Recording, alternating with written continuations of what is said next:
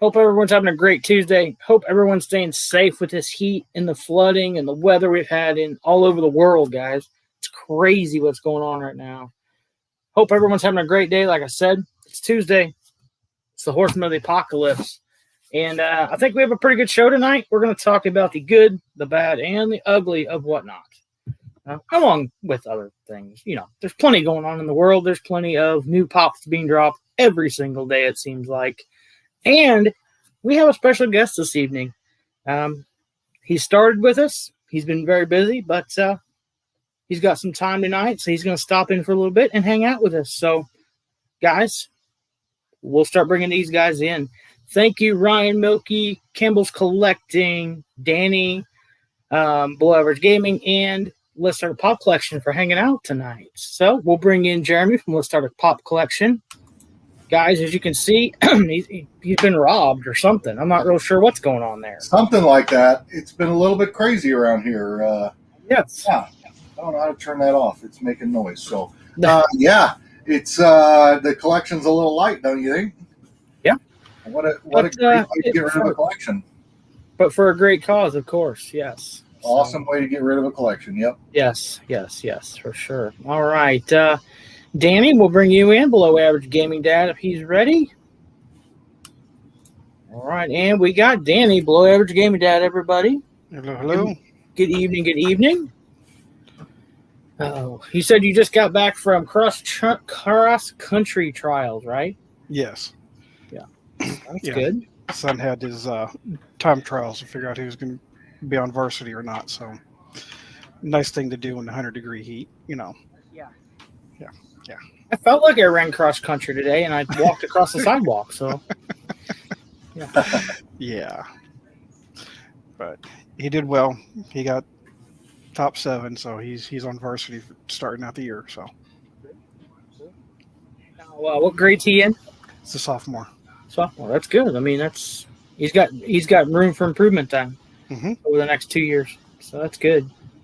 So, is he looking to do that in college or? Probably not. Is he not thought that far out? Well, I think he might try to see if he can just get an esports scholarship for college. Yeah, those are getting more popular for sure. Yeah. For sure. So, but we'll see. Maybe he'll do both. I don't know. Yeah. Hey, there's always room for both. So, yeah. All right. And then we have Randy from Mystery Madness Collectibles, Mr. Flex a lot. Guys, if you ever get a box from this man, do not be surprised at what's in it. Trust me. If you watched my last video, wow. So, Randy, welcome. Hi, guys. What's up, Randy? Hey. Not much. Working in this heat. Yeah. You're probably super busy right now. People's AC is going out. Oh, yeah. So, yeah. I want to thank you again for that box, dude. You're crazy. That's all I got to say. Oh, man. I sent all that out for mad love and for all the respect that you all have given me to help me with this channel. So, yeah, it was my pleasure. That's what we're all here for. We're all here to help each other, you know. Yeah. I can't wait for y'all to see my video. My editor's working on it now, but sweet. Good Lord. Sweet. Yeah. I do have your box here, Danny, to open up tonight. Oh, so okay. I didn't forget it. It's right here. It's nowhere near Randy's. It's right here. So I'm still working on a box for Randy, but I'm not sure how I ship the Brinks truck to him. I'm not sure how I do that. Do I just stick a label on it and they drive it, or I'm not real sure how. So, all right. And then, of course, Mr. Sir Lates a lot. Rob from Hoosier Pop, he's here. We'll bring him in. Ooh, Rob, what is up? Hey. Early. I'm early, right? Yeah. And I'm in a different location. You look like you're in a different location, Jeremy. I'm in a different location. I'm in what I call Studio 2, my garage. What's that? Ooh. You're getting up there in the world. You got 2 studios now, huh? I do, right? I got to make myself feel important somehow. I'm not out here because I'm in the doghouse. I'm out here because I'm doing a Why Not auction at midnight. So, What? yeah. A Midnight Madness Rick and Morty auction because I feel like Rick and Morty fans are up later, and it's a good time to cater to maybe something they're looking for. So I didn't realize I had like 30 Rick and Morty pops. I don't collect them. My kid did, and then he left and he's like, no, I don't want them. So I was like, neither do I. And then I got approved for Whatnot. So it was like, people love Rick and Morty. Not me, but people. So people always ask for it. That's for sure. They do. So I've got a ton of them. So previews up. I was in there scanning, and there was like 10 people already jumped into the auction because you could see everybody in there as you're scanning. And I was like, midnight auction starts, but people are definitely interested, so I'm excited. So hopefully I do pretty well. I'm taking a gamble on the time slot. So you got to kind of play around with it. We can talk about that a little bit later, but yep, you got to play around with that time, the days, everything like that. So. And I wanted to do it out here too because of the topic we were talking about. I thought this made sense. So while we're here, I'm gonna scan. I scanned a lot in, scan some things in, talk about it, and double duty. Good evening, OCD. Flipcake Design, good evening. Mitchie, good evening. Jeremy, I'm getting ideas. You're not getting 2 studios. So, I know I'm getting 4. there you go. Nadia, good evening. And then we have he was one of the original 4 Horsemen. He actually came up with the name. Guys, welcome Pop Royalty, Charlie. Long time no see. Long time no see. Yes. Yeah. Yes. How have you been, man? Busy. And hopefully not to any avail. It's good to see your face, brother. Yes, for sure. Well, you've seen it before everybody else. I have. I have Recent visited little you. meetup. Yep, I have visited you in person. You're right. I saw some of those pictures that you did for that photo shoot. He looked like a Calvin Klein model. I didn't recognize it. I said the picture qualities were great, but man, that model, yikes. Need a new agent, Jeremy. Let's Right? talk to Brian.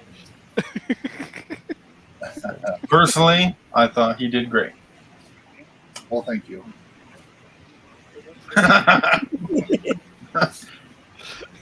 So what have you guys been up to? I feel like I've missed a lot. You've missed a lot and not a lot, kind of both. So between YouTube lives and videos and fundraisers and whatnot auctions and you name it, it's just been going. I see Danny's collection has gotten bigger and Jeremy's collection has gotten smaller. Well, I got a big box over there. Part of Jeremy's collection I got to open yet.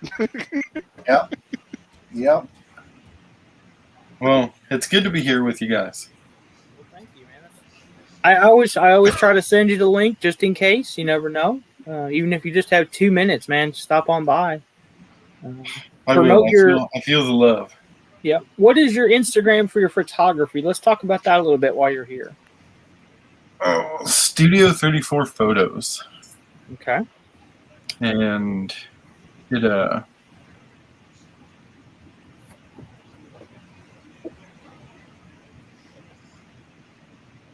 looks like that.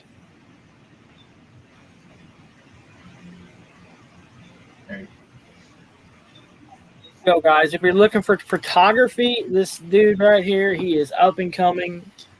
He's the next. I don't know who's a good photographer. He's the next one. So I'm tired of doing free stuff. I know that. Yeah. And Charlie, there's your answer. What Mitchie thought of the pictures. So Well, I don't. What did she? Oh, he said those pictures were fire. What's up, Nick? And I want this stuff.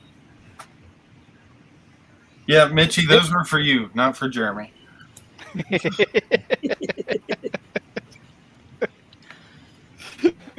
yes. So I saw a post on Instagram that you got into the lottery and were able to get the Disney stuff. Is that correct? Oh yeah. Yeah, Actually, that's we cool. got that stuff in today. Wow. Nice. Nice. She got the 2,000 piece limited edition, the brothers, the directors, but the box came in a little damaged. That was the only one that came in a little damaged. And it was completely surrounded by all the other pops.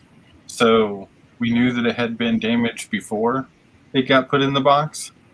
So that's kind of a drag, but I've been hearing that a lot lately.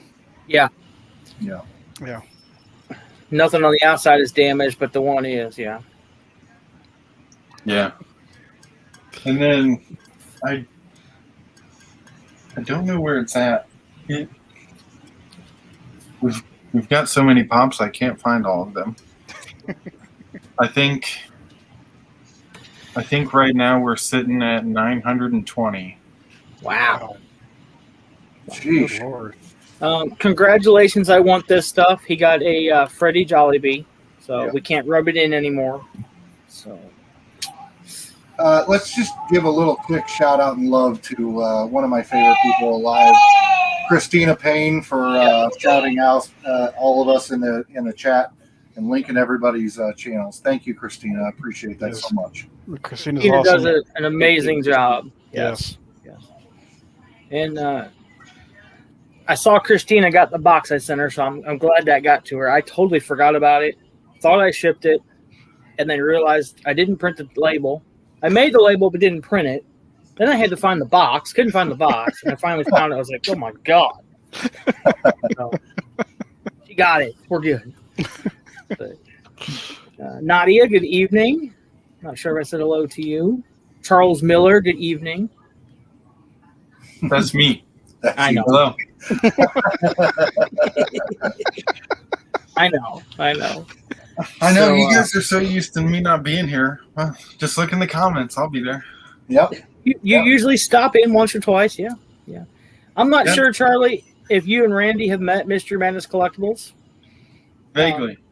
Yeah. Very. Okay. Yeah. I watch him on TikTok. There you go. Yeah, he's kind of a talker. You got to be careful. We got to muffle him every once in a while. I know. All my talking, I flex. So. He doesn't really voice his opinion. He just flexes his He opinion. just shows it. Yeah. Well, I did have something to flex, but I can't find it. That's what I was looking for. Uh-oh.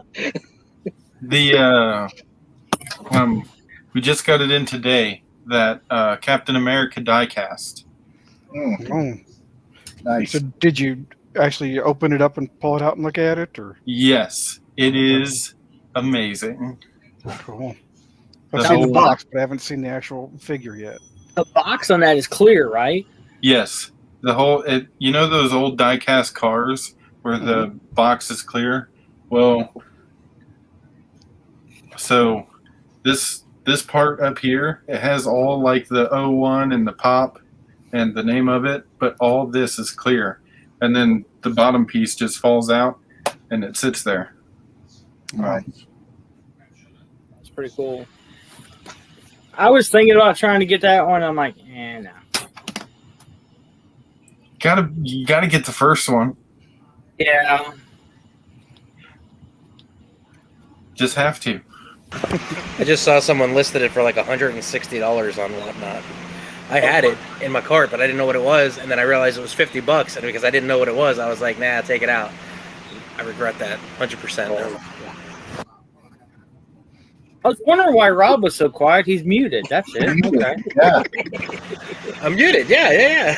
I'm going through everything, and I'm just letting y'all talk. I thought he went mute on us. I wasn't sure. You can talk now. Studio 2 doesn't have a mic yet. Yeah. It almost didn't. I almost forgot to bring it out here, and I was like, no. No, I have to remember to do the thing on the iPad, not my phone, or find my headphones. So I don't know. One day I'll have it all together. It's learning curve. It's learning curve. Jeremy realized that last night, I think. Ooh, no, we'll get into that. Real quick, I want to talk about this in case anybody didn't get a chance to see it. I don't know if you guys have watched Geek Meets Eats. Brandy, awesome member of the community, has her channel, Geek Meets Eats, and we do all kinds of fun, or she does all kinds of fun different things with food. And so we've done a food challenge a couple of times now. The first time we did Jell-O Thanksgiving dinner, but tonight we did Jell-O Taco Tuesday. So if you didn't get a chance to watch that, go check it out. I put a whole taco inside, filled it with the Jell-O, let it set up, and then we ate the tacos. She did it as well and did it better than me. So it was pretty fun. It was disgusting, but it was pretty fun.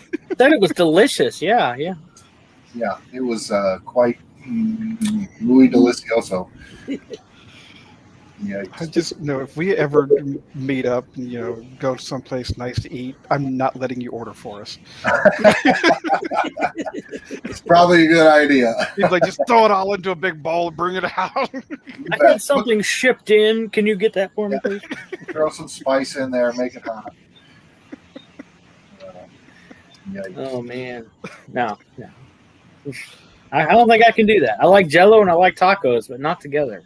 Yeah, but the Jell-O, I made the Jell-O with a chicken ramen noodle seasoning packet. So think about eating like chicken flavored Jell-O. It's kind of disturbing by itself. No. Yeah, I agree with Mitchie. Yeah. I agree with her too. Rob and I kind of talked one night. I'm not sure if it's going to go anywhere, but we talked about doing something. And you guys will just have to watch to find out. Excellent. Looking for Campbell's Collecting said the day Rob has it all together, she's out of here. Run. The day I have it all together, run. Don't worry, it ain't happening. It ain't happening. No. Mickey said your Jell-O is still sitting on the island, still jiggling. Yep, still jiggling. Yep. Taco's coming alive, yeah. I was just waiting for her to try it. That's all. Oh, yeah. Let us know how that is, Mitchie. Mm-hmm. Let us know. So we started talking about whatnot. Randy, have you had one yet, or are you having one, or is it coming up? My orientation thing is the 30th. So Okay. I haven't even had, That's right. I'm going to say after you have your orientation and before you have your first live, I would call Charles or Rob. You could call me, but I learned from Rob last night. So I learned from Charles. Yeah, call somebody and get kind of the rundown because there's a lot you'll miss, or it just isn't covered necessarily in the orientation unless you ask the questions. And you guys at least had orientation. I didn't. Right. I got an email saying you've been approved. Another email saying, answer these 4 questions or whatever it was. And then an email saying, when can you start Monday? Yep. It's like, okay. And that was it. And I just kind of had to go through it myself, And it's not difficult to figure out. It's just where everything is, because the app is different than the website. You can't do some things on the website that you want to do, which makes it kind of user friendly. But I understand it's an app; it's not a website based product. So, Mitchie says she thinks it could have been way worse, and it went better than I expected. I'll say it went better than I expected too. But what I learned out of my experience was far, far more important than what I got out of the actual auction. So I even got further down the rabbit hole with they reached out to me through Instagram and connected me with the Discord so that I could call if I had any issues like that, like I had last night. I can get into that Discord and they can fix that error, where they can re-upload, restart that original live that had all the stuff I preset in there. So they actually did that for me last night after the live. But by then I threw in the towel. I was just like, I'm done. I'm out. I screwed this one up. We'll just wait till the next one. So what I saw, it went great. I mean, you had plenty of people. You're engaged with them, and that's the biggest thing. You got to be engaged with them. Yeah. I've been on some, and I was on one this evening, where they put the pop up there. It spun. No one said anything for a minute, and they said it sold for $6, and that's it. And the next pop went up, and I'm like, That's why you're selling it for $6. You're not. Yeah. And a lot of people say it's. I call it an auction. A lot of people call it a show, and it is. It's a production. It is. It's what you put into it is what you're going to get back out of it. Yeah. You know, I could sell this knife for $2, or I could sell it for $15. It's how good I talk it up, how Sure. good I interact with you, everything. So it's all. And It's we just can hear Lord, you got to so- talk. Yeah, and they have to be able to hear you. You know, I was gonna say, the minute you get two people bidding on the same pop, you kind of got to play that game of like, you're gonna let them get it? Oh, no. Yeah. You gotta make it fun. And you got to hype the pop. I mean, you know, there's certain ones like, you know, even last night there were some that I don't feel like I got conveyed across exactly what people were buying. I mean, Rob, you got one for steel. It was fantastic because I love that it's going to your collection. But that's the thing. Like, if you don't talk about it and you don't kind of promote it and push it, then you'll just sell it for whatever, you know, people just, I don't know, you'll lose out on money. Randy, yes, you have to talk, brother. Oh, I'm screwed. But it's good because you're not on screen, so it's less pressure. Like you can talk behind the scenes. I feel a lot of people have that True. in front of people talking thing. So now you're behind the scenes, so you can just have fun with it. And you can play music and you can just chill. It's very relaxed. I mean, it's a very casual. Like, I didn't have to fix my hair. You know, I didn't have to do anything. I don't wear pants, so. Right. So. So I really it like was the fun. dynamic with both you and Mitchie on it, where, you know, she was keeping up with the chat and you were dealing with the pops, and it had a good flow. Yeah. I wish I would've Randy, filmed it. Cody says you need to talk more. Yeah. But if I talk more, then I can't flex. So you get one or the other, buddy.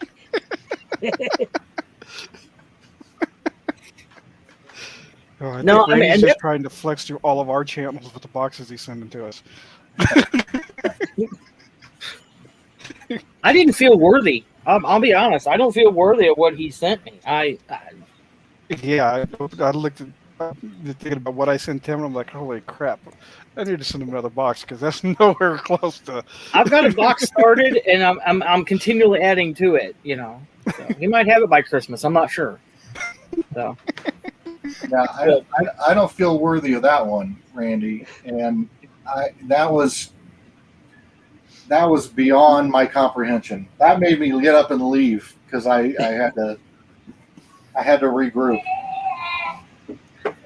I saw Randy was Cisco and Nancy had a blacklight thing raffle going, and I seen Randy had bought like 5 spots, so I bought like the last 5 in there because I'm like, he's going after something.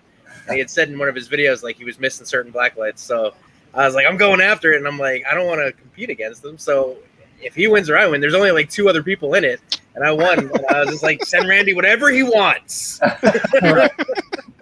Refund him. I'll send the rest of the money for his spots. I don't care. Yeah. So, did you ever get that, by the way? Did it show up? Yes. Good. Yeah. Good. I watch your videos now like I'm taking a college course because I'm like, he got that. He really liked that. Oh, no, he said that, and that means he kind of likes it, but he doesn't really like it. If he just drops the cool, he doesn't like it. When I see him do this, cool. No, he doesn't like that. Stay away from that line. yeah. And if he says his kids will like it, you got to buy 6 of them. So. Yes. Yeah. Oh, yeah. If he says, oh, wow, he kind of digs it a lot. Yeah. Oh, wow. Or if How I he go likes like that. this. Get that line. Like, if I go like that, oh, that means I love it. I'm just sending him a sorter filled with mini, oh my God, what is it? The drink that he drinks. Fireball. Fireball. Little mini Fireball bottles. It's going to be a whole sorter just for them, too. I got one of those laying around here somewhere.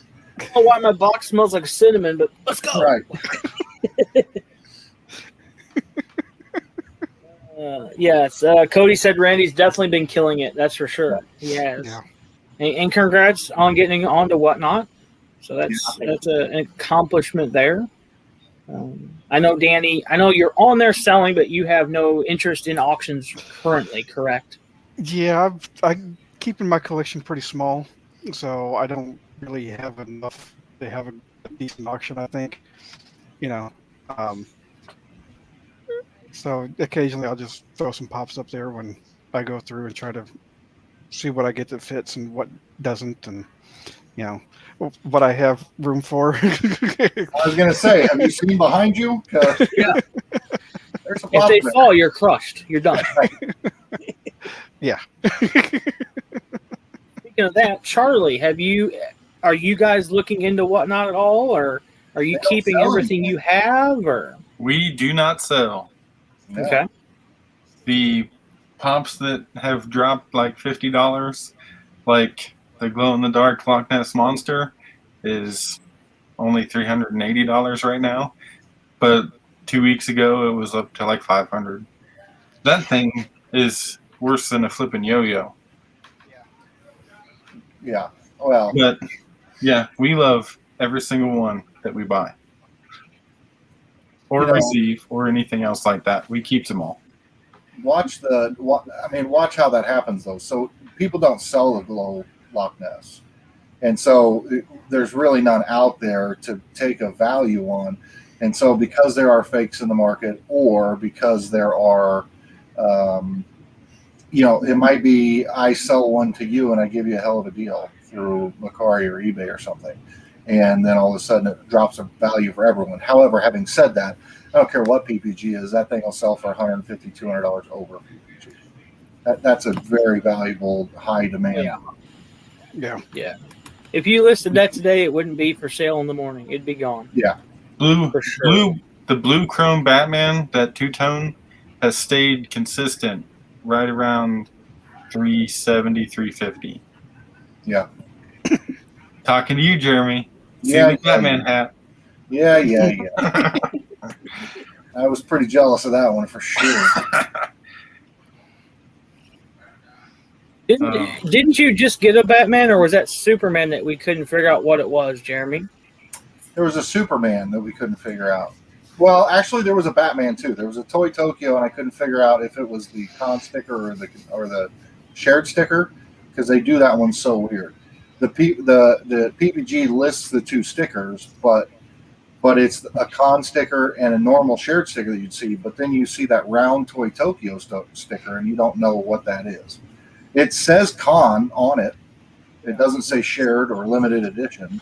So you think it's the con sticker, but technically it's a shared. I don't know. It's a nightmare. Nadia said she just followed Pop Royalty on Instagram. Thank you. Cool. Yeah. Mitchie said you need the monster. We do need the monster. We need the monster, and we need the flocked Bigfoot. Two grails that will be coming to our collection at some point. Or let's start a pop collection again. Yes. If I can 2.0. make this guy happen, I'll make those other happen. Some way, somehow. Heck yeah. So did you guys get everything shipped out from Friday night?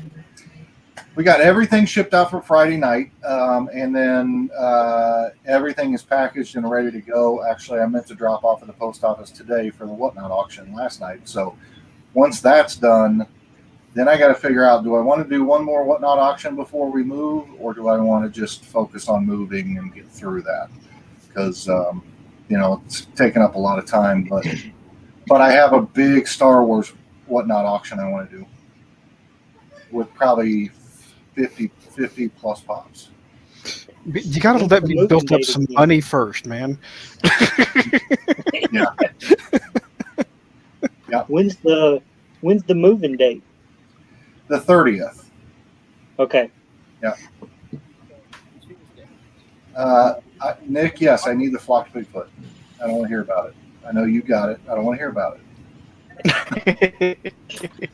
Ryan Milky says he does not have the Loch Ness Monster Pop, but he's only a couple miles away from it, so he can go see the real thing. Talk about bucket list, dream come true. I would love to go. OCD, I'm glad you got your stuff, man. The boxes have been coming in fast and furious. So you guys, hopefully you'll see a lot of openings coming up on different YouTube channels. Yes. And hopefully some people pull some fire. I don't know. We'll see, but hopefully. Mm-hmm. Good evening, lass. Mother Earth Mafia. Good evening. Good evening. I'm still trying to figure out who I'm going to let open up my box. Maybe trying to see if I can get the whole family involved on it. Nice. That'd be cool. Yep. Yeah. Get some people on the camera for the first time. Yeah, you're going to need some help opening them. You got a few. I got a couple, yeah. I'll say this also, just while we're talking about it, real quick. All of the $10, $15 boxes went out either Friday or Saturday, or I think we dropped the last of them off on Sunday, so they would have shipped out Monday. And then all of the pop and soda boxes went out on Monday. And I believe and so did all the grails and sodas and everything else. So everything was shipped out by Monday. Mitchie said everyone in the U.S. should have theirs by Friday at the latest. Yeah. So. I got 4 boxes from you today. So Excellent. Good. Okay. Danny, ours will probably be the last to get here because we're the closest.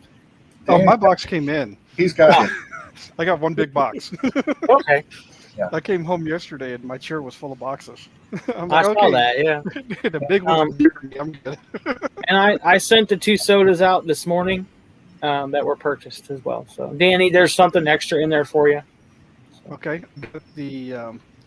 I got your whatnot box in yesterday, and I got your Patreon gift yesterday too. So Yeah. I'll waiting to open that one. Yeah. But it's not ticking, so we're good. I put a pop and top in there. So. Oh, cool! Awesome. You are the first one to have one outside of my garage. So. Awesome. That would be a good video then. I need a black light one. Not a problem. The box. Yeah. The big box. Yeah. Put that in the big box. Yeah.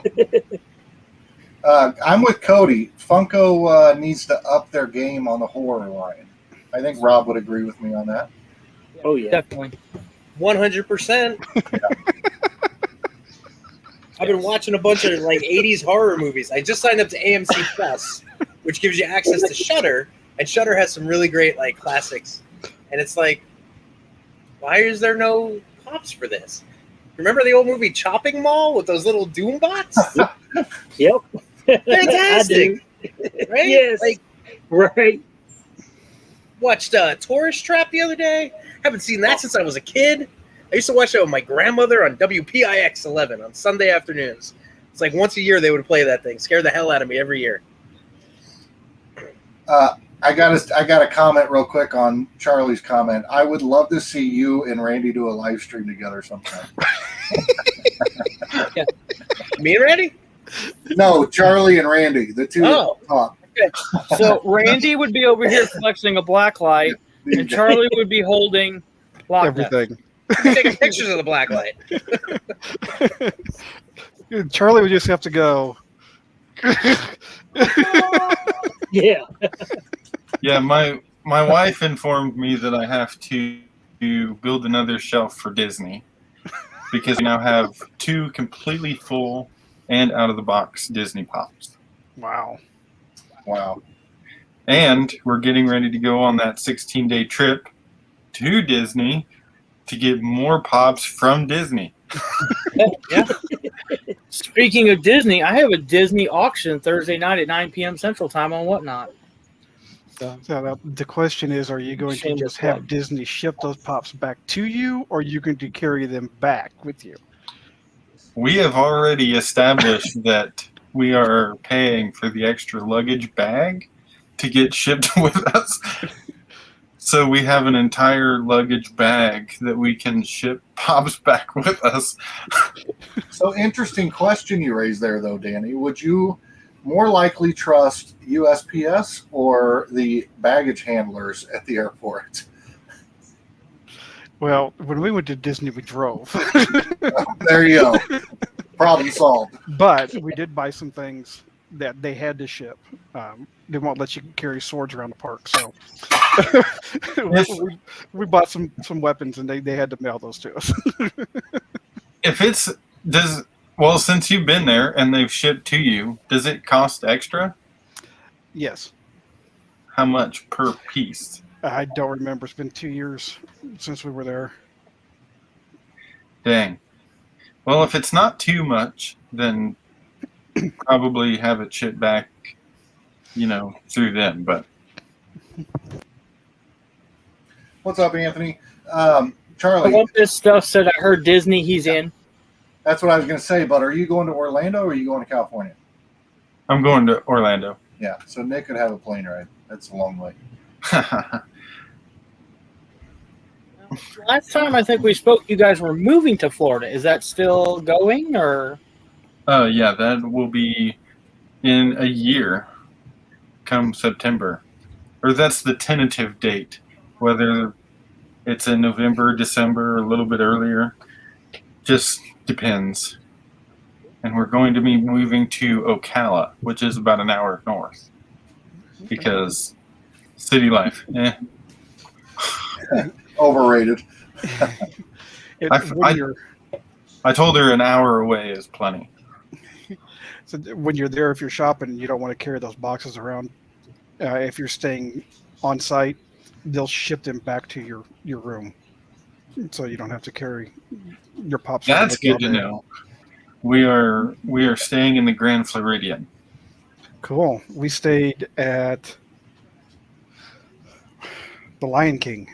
I don't remember what the name of the resort was. We were in a Lion King Suites. Heck yeah. We are super upset that we're not going to be there for the actual 50th year celebration, because that literally starts like 15 days after we leave. Mm-hmm. But all of the celebration decorations are up, and we're going to be there for the Halloween stuff. Oh, awesome. Yeah, we were there right before they opened up Star Wars. We missed Star Wars by like 2 weeks. I do. That is one thing that I plan on getting, is getting a lightsaber made at Disney. Yeah. And if I do, show and tell. Yeah. Looking at you, Randy.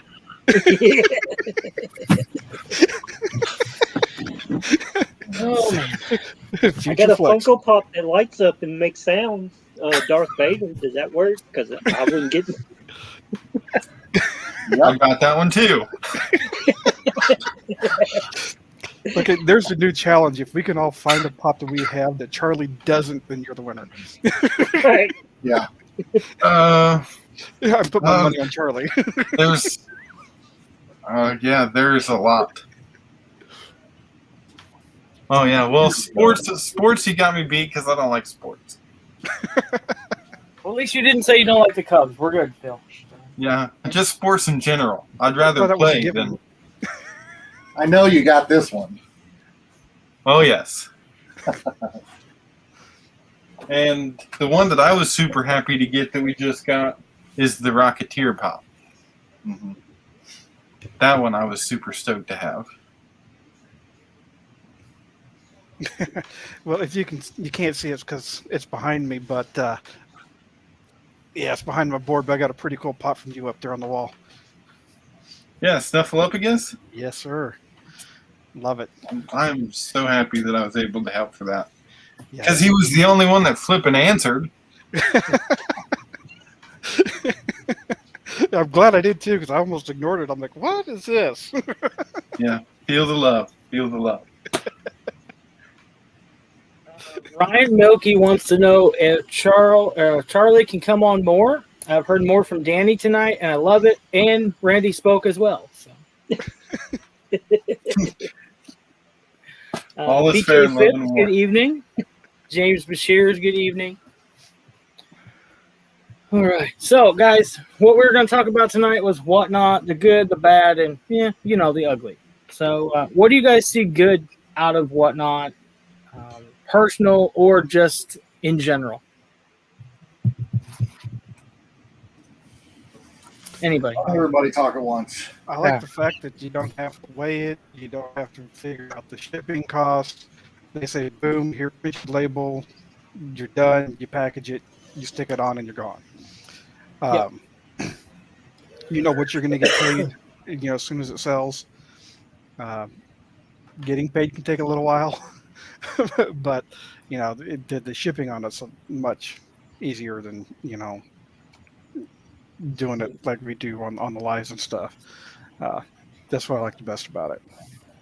Yeah, I have to agree there. The shipping part is super easy. The problem I had with the shipping, was I've got a thermal printer for eBay stuff. Well, I tried to print out the Whatnot labels and it wouldn't print it out. So I had to reach out to Whatnot and say, hey, I have a 4x6 printer and I want to use those thermal printer stickers. Okay. I don't know what they did on their end. The next time I printed one, it works.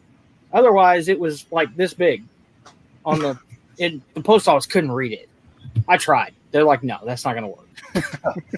So yeah, when I got my thing that said I got approved, it asked me if I was using thermal or regular stickers.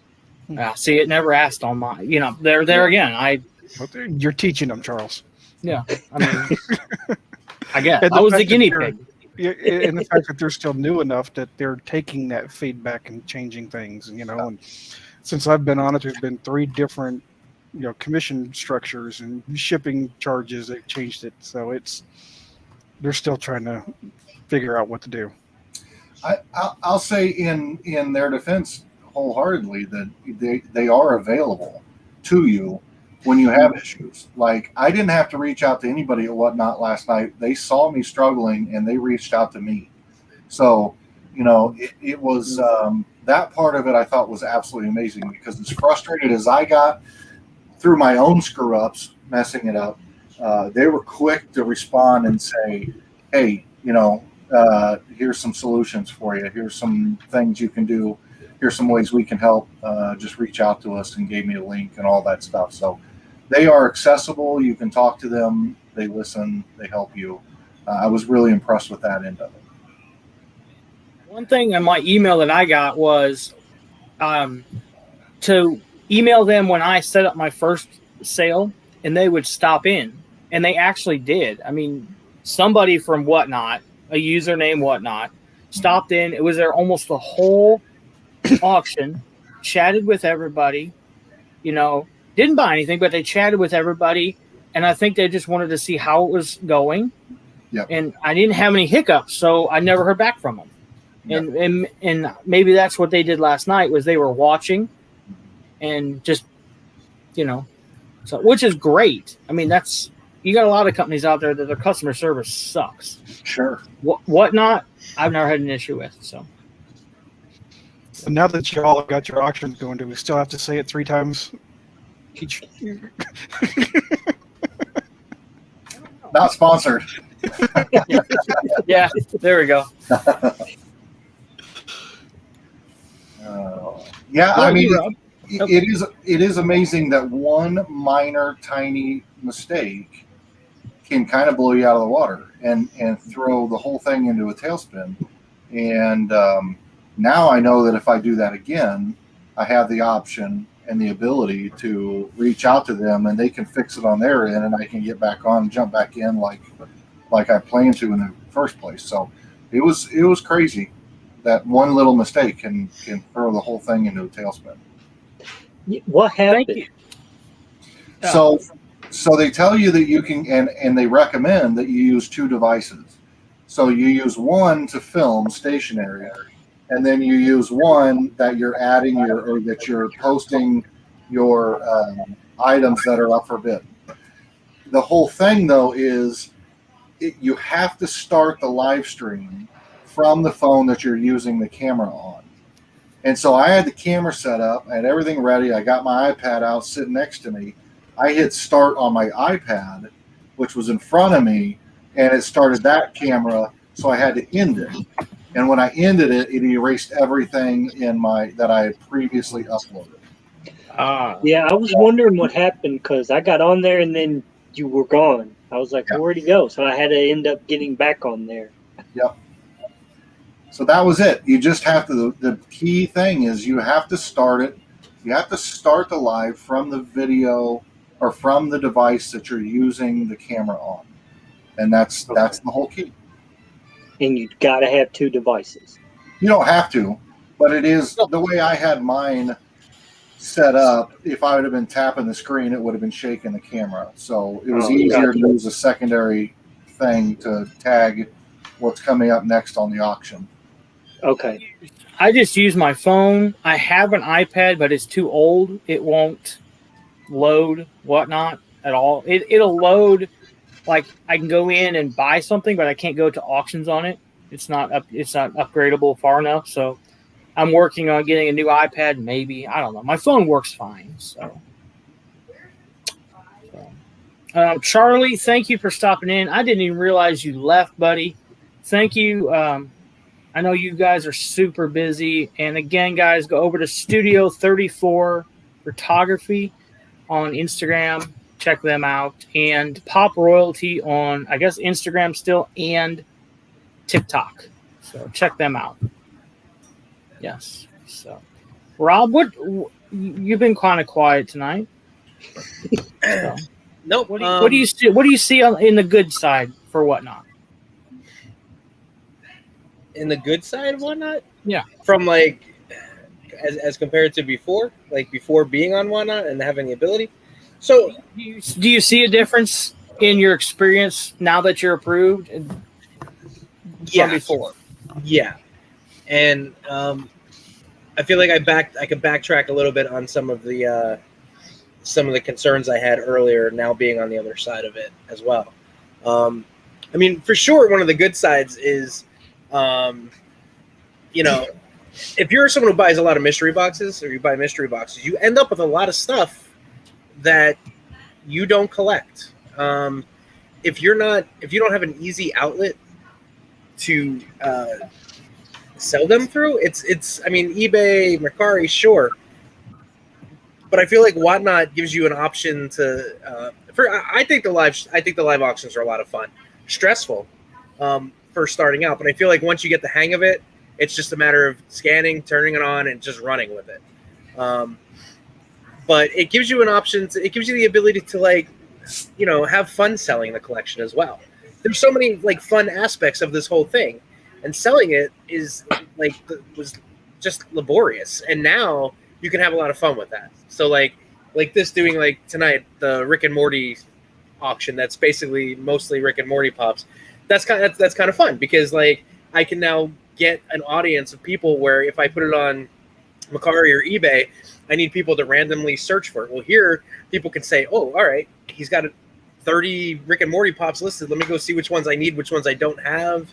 Maybe they don't have everything scanned in. They could just know by looking at it. And it's better for the seller as well because you're hitting a more targeted audience, and you could do a lot of stuff. I have seen so much creativity with the platform in the last few weeks. I've seen people create whole games. I've seen people do put up like 6 pops, bid, and pick the one that you want. They're all in the same price range.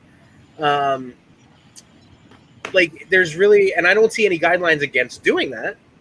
So you have the auctions where, like you said, it's just the pop on the spinner or whatnot, and it's silence. You have the ones that put it in there and you know, maybe just jam out with some music and chit chat, and then you have some playing games. I mean, like it adds another level of like enjoyment to it, fun, to whatever level that you want to take it to.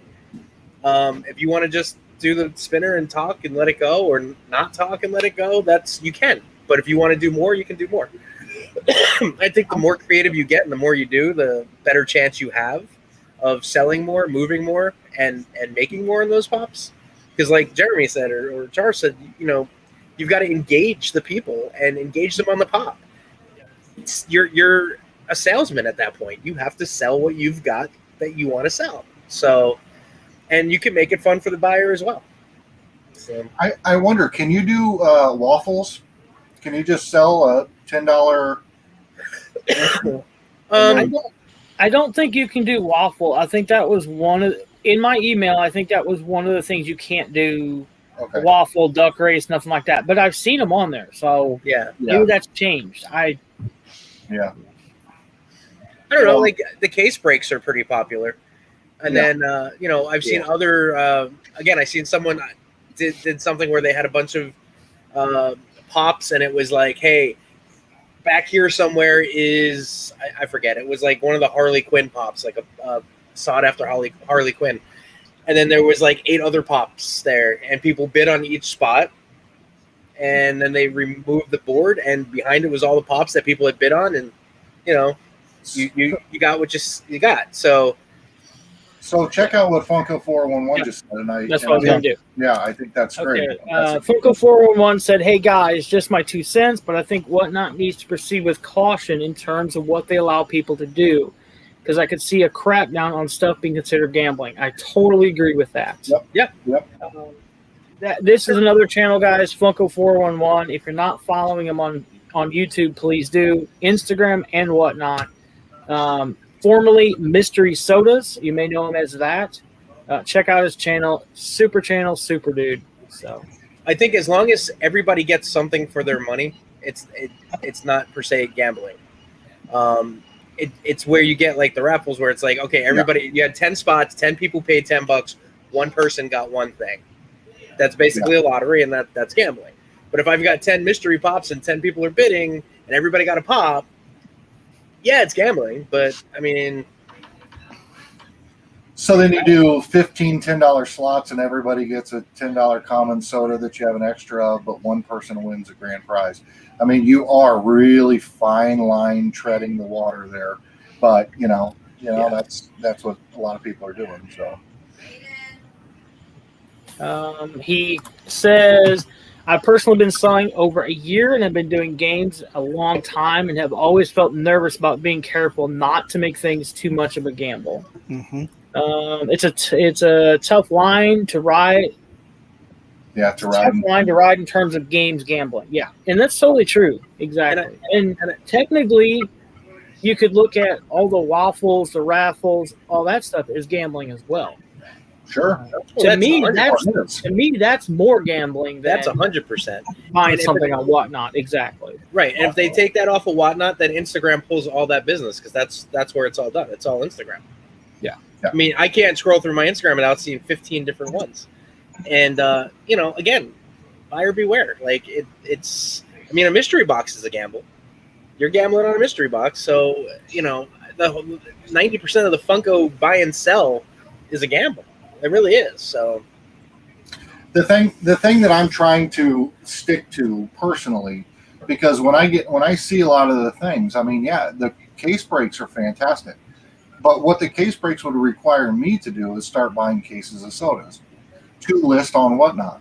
And really, Whatnot for me is an awesome outlet to offload the pops that I pull out of the mystery boxes that we're opening for the channel. If we pull 6 pops out of a mystery box, I guarantee you we're not keeping all 6 of them. So it gives us an outlet to add that to somebody else's collection and then financially fund us to buy the next mystery box. Exactly. To me, that's what it's about, being able to offload. But man, there's still part of me that, like, every time I go somewhere, I'm like, I should buy that for Whatnot. And next thing you know, instead of buying $1,000 worth of mystery boxes a month, I'll be buying $1,000 worth of crap to put on Whatnot. I'll be broke, and it's 50-50. I mean, you're buying the mystery boxes, you might pull a bunch of crap that you can't sell on Whatnot. You go to the store, you might find a bunch of stuff like, hey, here's a pop and tea that everybody's looking for. I'm going to buy one for myself, one for Whatnot. And like every time I'm out and I think like I'm in box lunch and I see stuff, I'm like, I'm not really. It's a box lunch exclusive, but so what? I'm not really into it. But then I stop and I think of, like, when Charlie says, like, I don't have a Target near me or a Walmart near me. Most of you guys don't have a Think Geek, which my Think Geek is closing. I'm so upset.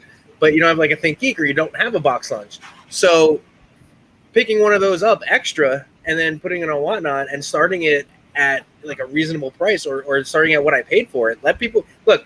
I paid $15. I'm going to list it for $15. If it sells for $15, I lost a couple cents on fees. Okay, I'll start for $16. I paid $15. If you guys want to bid it up to $40, that's on you. It's, again, these things are they're worth what they're worth to the person buying them. Right. Mm-hmm. Right. I sold a bunch of anime in my first Whatnot, and I avoid anime like the plague, but that was my best sellers, was anime stuff. Last night got me wanting to go out and buy a bunch of anime, and I'm like, I don't collect anime, so here I am trying to buy stuff just to put it on there because that's what everybody wanted. Well, Yeah. I've learned everyone wants anime, Disney, and horror. And Pokemon. Yeah. Which I call anime. I mean, it's in the anime realm. Yeah, still, Pokemon's different. It is. You're right. There I mean, comes you know, the food, I'm a Rob. Pokemon collector, but I don't know any anime. I tried to warn you. I said, here comes your stuff, Rob. Good evening, Tills Pops. Good evening. Yeah. Ryan Milkey wants to know, is Randy going to do a blacklight auction, or is he going to keep all those for himself? No, I do have 2 I'm putting up. He gives them away to all of us. It's ridiculous. And that's true, too. You all know the one that you 2 got, won in a raffle. I figured he had a guy in the blacklight room at Funko, and he's like, hey, I need 2 of number 12. Yep. Yeah, and I need a couple of those to fall off the back end of the truck. I'm Yeah. in the corner. I'll be on Route 2 at 2 o'clock. So guys, I got fired today. Oh, I'm sorry. No. No? No, it's a good firing. So my boss that I don't like, another lead, we have like 3 sales teams. Another lead asked me, why do you look grumpy on Friday? And I was like, I'm over the BS that I'm dealing with her. I was like, I'm going to be honest, like I'm over it. And I told him on Friday, like, it has me questioning if I should start looking for a different job. And he was like, oh, no, we don't want to lose you, whatever, blah, blah, blah. And so then I was like, okay, like, whatever. And so then I came in on Monday. Monday was yesterday, right? Yeah. I came in on Monday, and she comes up to me, and she's like, I heard that you don't like me. Can you tell me what's wrong? And I was like, are you kidding me right now? And so I looked at her in the eyes, and I said, do you want me to be honest with you right now? I said, if I'm honest, it's going to hurt your feelings, and I don't care. I said, or I can sugarcoat it for you like I would my 5-year-old. And she was like, no, I want you to tell me the truth. I always want people to tell me the truth. And I was like, well, let me start off with this. The guy that stood next to me, he quit because of you. Said, you know how he walked in one morning, went and told the higher up that he quit? He quit because of you. I said, there's 2 other people on this team. Mind you, there's only 6 of us on this team, other than her. So 7 if you count her. I was like, there's 2 other people on this team that are also thinking about quitting because of you. I said, and I'll be honest with you, I don't like you. I was like, I haven't liked you since you started. And she's like, why don't you like me? And so I went on this giant spiel about why I don't like her and how she tries to micromanage us and make me work every weekend when I'm not supposed to and doesn't give me the hours over the weekend. Like, she doesn't pay me for my hours I work on the weekend. She won't adjust my time clock, nothing. Like, and you can't clock in from your phone. So most of my work on the weekend is done from my phone.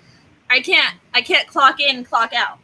So she would have to fix that. Well, she wouldn't do it. And I worked 3 weekends in a row and she refused to fix it. Pause. So basically she's paid hourly, she wasn't salary. If she was, 20 minutes late because she's putting the kid on the school bus, would go in, they'd give her a hard time about that. Oh, you're 20 minutes late, She's like, well, I can work from home in the mornings, come in the afternoon because work from home is okay here. They give her a hard time. But this same girl that wants to give her crap for being 15 minutes late in the morning because she's putting her son on the bus wants to have her on board all night long and all weekend long to answer every phone call, every email that this woman sends, and then not pay her for it. And I said, can't do that. Either make you salary and you're on all the time, cool. I'm salary, I'm on all the time. My boss calls me Sunday at 9 o'clock in the morning and says she needs something moved. I jump on, I do it. She's hourly. They're docking her pay, and she's working 50, 60 hours a week for this person. Terrible boss, terrible management. And I told her, we don't hurt for cash. Get out of there. Go part-time. Just do something. But so I was honest with her, and I told her, and then she started crying, and she went home. So clearly I hurt her feelings and she got butt hurt, right? Like, why else would you start crying and then leave? Like, I gotta live with her, guys. Just remember this whole story. I gotta live with her. and so then I was like, oh, okay, whatever. She left. I don't care. And so I come in today and she comes up to me and she's like, hey, Stu's going to call you, which is her boss, which is also my boss over her. We have an auction at midnight. And so I was like, okay. He calls and he's like, I would hate to lose you. You're one of our strongest people on the sales team. I have some options for you. Will you listen to them? I'm like, okay. Yes, James. So I listened to them, and none of them are going to work. None of them are going to work because I'm still going to have to work with this girl. And then she told everyone, she comes up to me after there was a decision that was made, like, oh, yeah, I'll drop down to part-time. I'll work part-time from home, whatever. The least amount of contact that I can get with this girl. And so I was going to take it. I was probably going to take that. And then she comes up to me 20 minutes before the end of the day and goes, so you can't work part-time. I don't know why he told you that. And I was like, okay. I was like, well, then I don't see a reason in me staying here.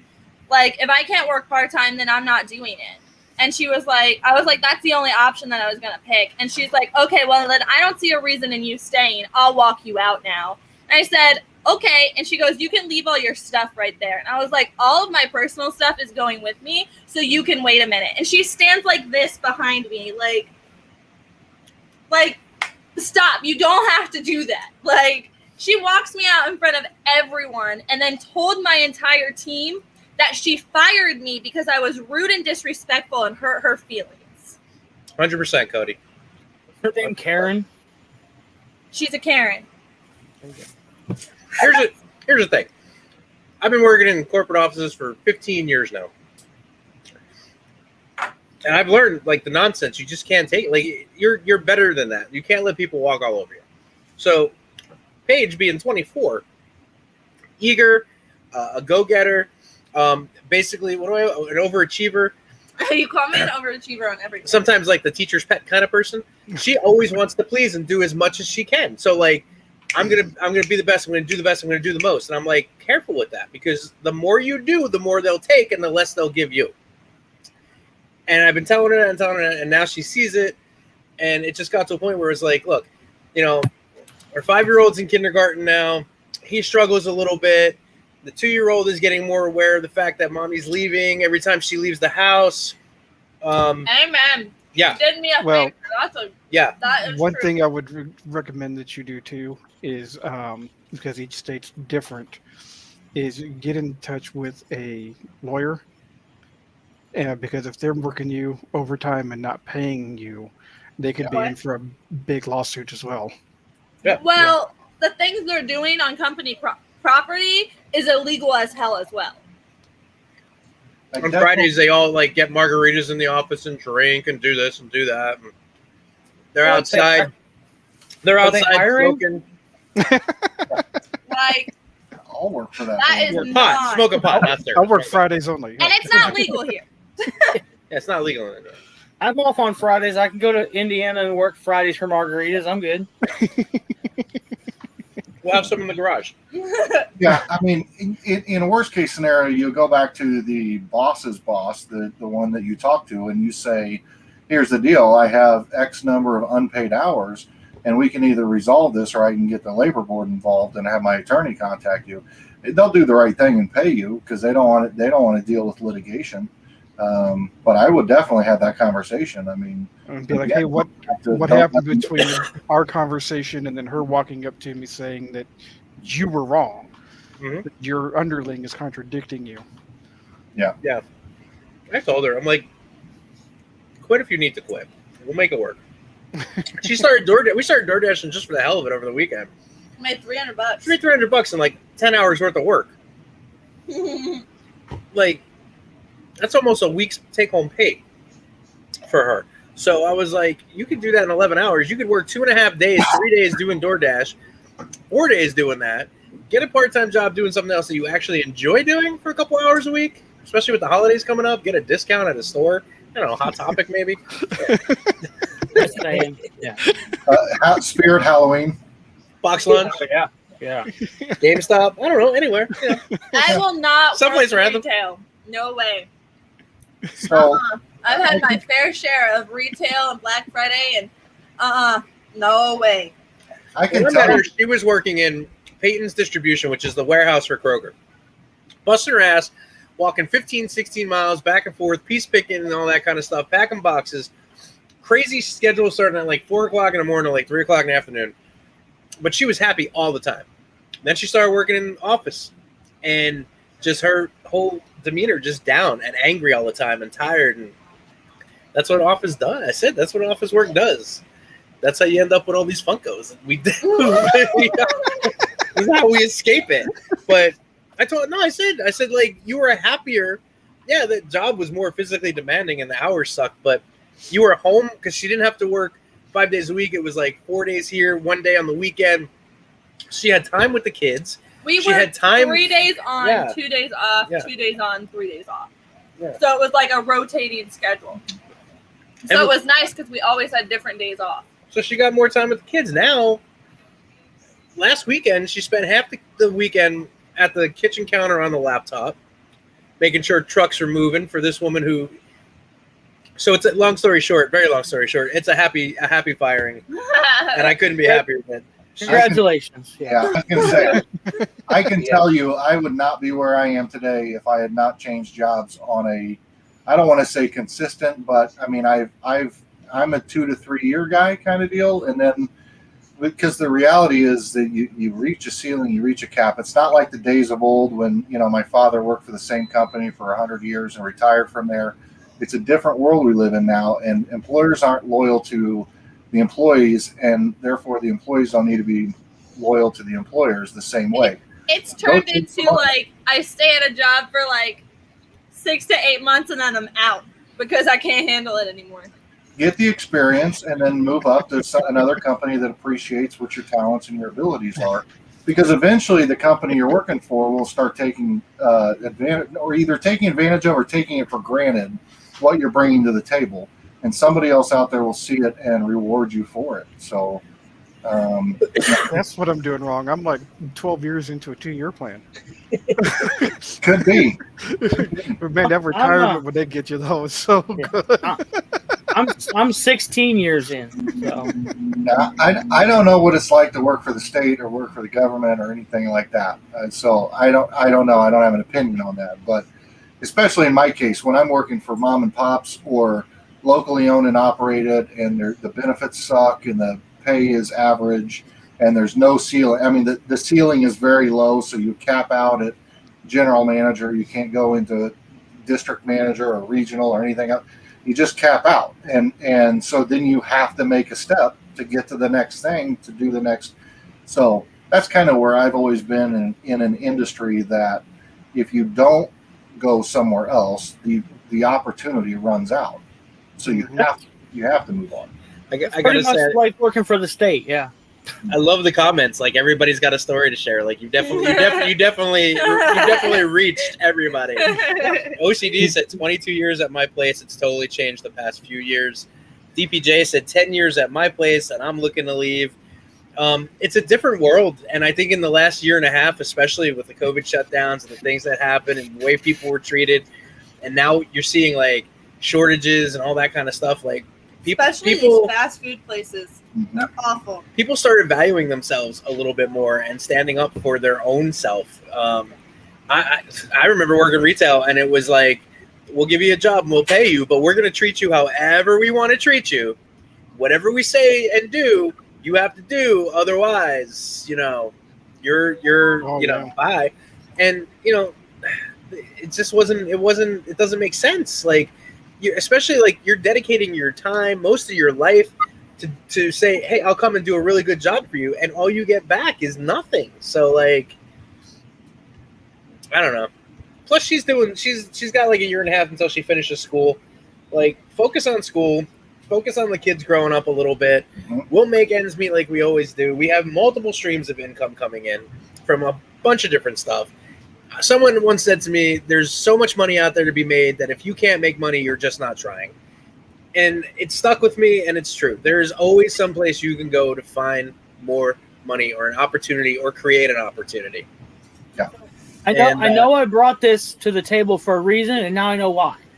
So it's my ship's captain's hat, right? Okay? I don't know why I brought it up here, but it's been up here.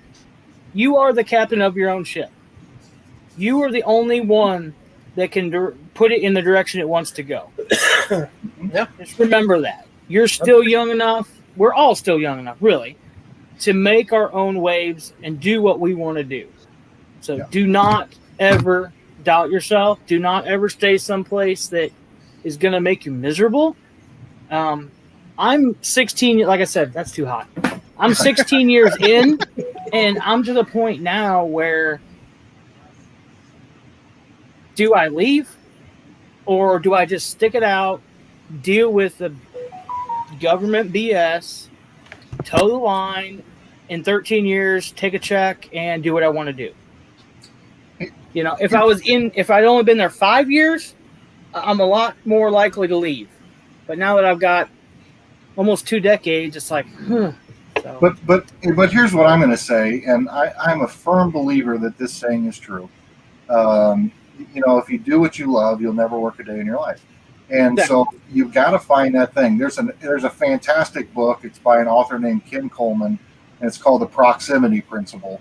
And anybody who's, you know, stuck on that path should read that book, because it is literally about finding the job of your dreams within the area that you live in and pursuing it with the passion that you have for it, because passion drives success, and finding what you love to do so that you'll never work another day in your life.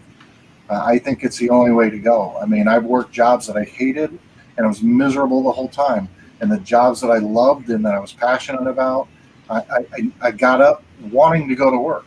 It's the craziest thing. Who does that, you know? And everyone will find that whatever it may be. So life's too short to not do what you love. Exactly. That would require me to switch my major again. I told you to go back to it. You know what? Get your degree in whatever you get your degree in. Yeah. Once you get out in the real world, it doesn't matter. No, What look at they me. want to know is, do you have the degree that'll get you in the door? And then you can, once you get in the door, you can move to whatever you need to move into. Yeah. She was going after graphic artists. She's done that. Like, you always see her creating the shirts and like, she likes that. Started working in an office and decided I should do for project management because that'll help me further my career. But that's not what's in her. That's not what's in her. That's not her soul.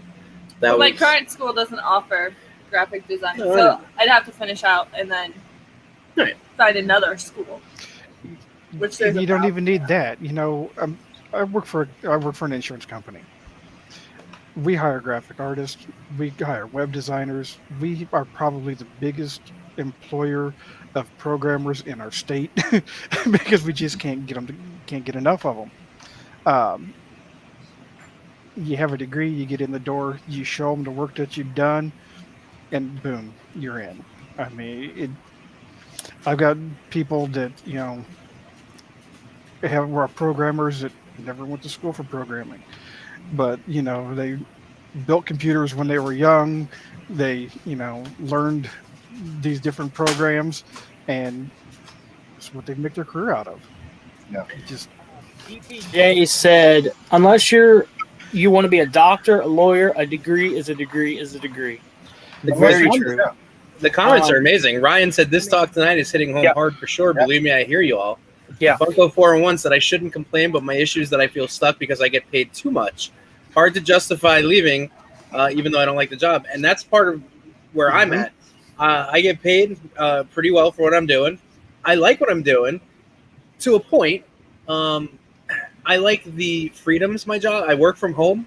I have a very good boss, the complete opposite of what she's got, and it allows me to what's that?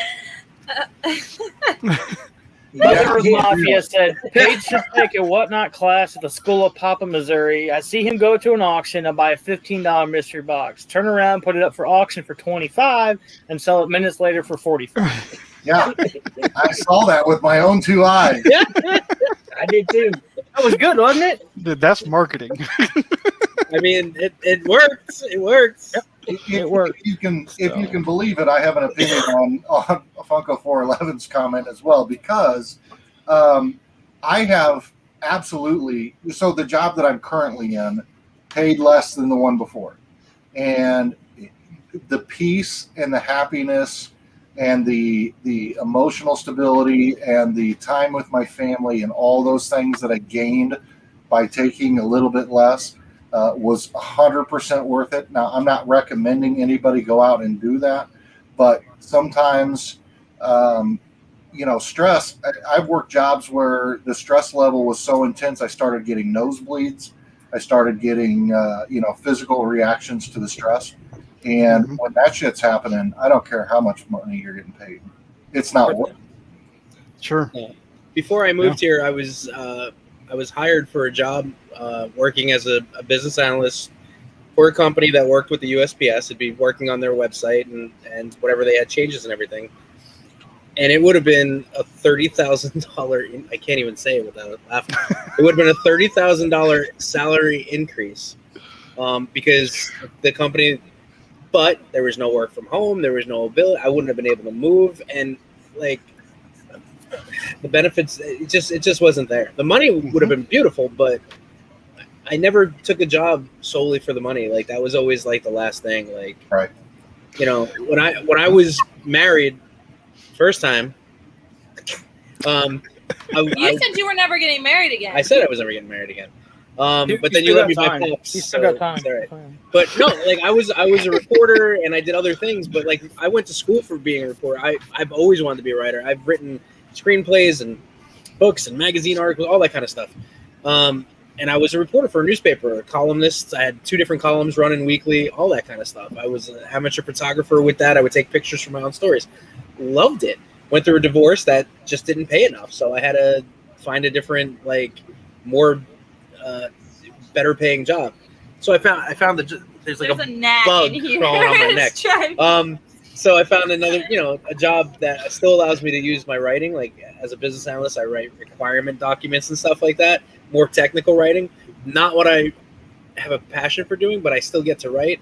But I still get to write in my spare time, and then I still get to do all this other creative stuff. I did, like I said, I've done stand-up comedy. I get to do these YouTube shows now, which is part of the reason I enjoy doing this. So I get that creativity outlet other ways. But I mean, you gotta do what you enjoy. Otherwise, you're gonna spend the rest of your life hating what you do, and it just it's not a good thing. Her kids are small. It's healthy to hate what you do. Totally. Yeah. They were making her feel bad for having to take her kid to the bus this first year of kindergarten, and then she had to be like 10 minutes late. Like, get out of here. That's not. Yeah. If a company can't respect that, and then her boss like, well, I have kids, so I understand. Well, clearly you don't care then, because if you're going to dedicate like 18 of your 24 hours a day and you have kids and you're just not spending any time with them, unless they're teenagers, then get out of here with that I have kids thing. Her son is 4. Right. So like, she's definitely not spending time. So I think we just made Nick quit his job, and I want this stuff. Well, you can quit the job, Nick, but you can't quit your family. I'm sorry. That's right. Lord knows I've tried. The funny thing is, I have 2 job offers literally sitting in my email right now, but neither one of them are something that I see myself doing long term, so I'm probably not even going to take them. Like, there's no point in starting a job that I know I'm not going to like. I told her, be choosy, but take the time. We can supplement the income with what the different things that we have going on. And, if that becomes a long time, that's what your thing is, then that's what your thing is. If you find something you enjoy doing, then do it. But, like, I make enough that we're okay. And then the extra that she brings in is I mean, otherwise I wouldn't be spending $500 a month on Funko Pops or more if we were hurting. So if I have to scale back a little bit for a month or 2 to make life better, then that's what we do. Only for a month or 2. After that, more you than push that. You spend way more than that on Funkos. Ryan, I want to talk about this real quick, because Ryan, I've been in that exact spot, and that's actually one of the jobs I quit because I started getting nosebleeds and having physical reactions, because the stress level is so high in kitchens that after so long, it can eat you up. and what you're passionate about in cooking no longer becomes fun. It becomes a hard job. And the reality is there's so many other things that you can do within that industry that give you time. So, for example, what I ended up doing is I went into the sales side of it with a broadline food distributor. Then I made relationships with all these customers. And then on the weekends, if I wanted to go short order cook, I'd go to this diner that I had, one of my customers was diner. I'd go short order cook for the weekend. If I wanted to go fine dining, I'd go volunteer to help out some dinner service or some catered banquet event or whatever else. So I was able to continue to have my hands on food, but my day-to-day operations of what I did for a revenue source for an income were outside of that, making food my passion, but sales my job. So it was really a win-win for me on that end.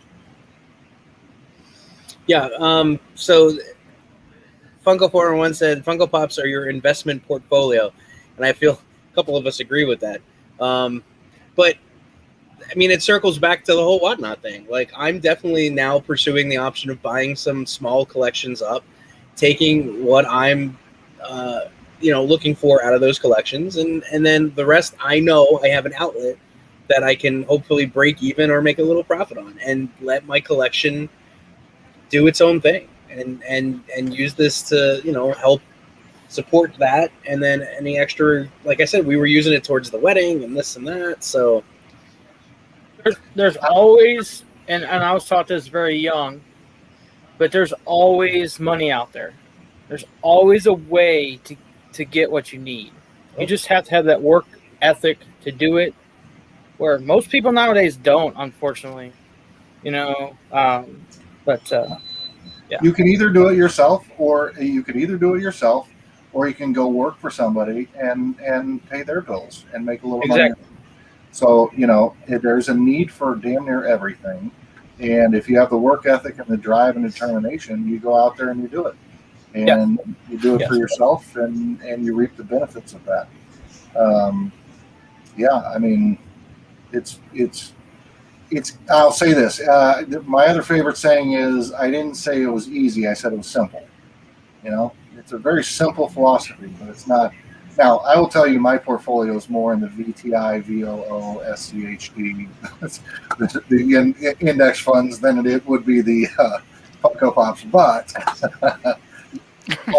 I have huge admiration for anybody who's in the collectible business that wants to get into the collectible business, like you're doing, Rob, and Charles, and everybody who collects Funko is in the business to some degree.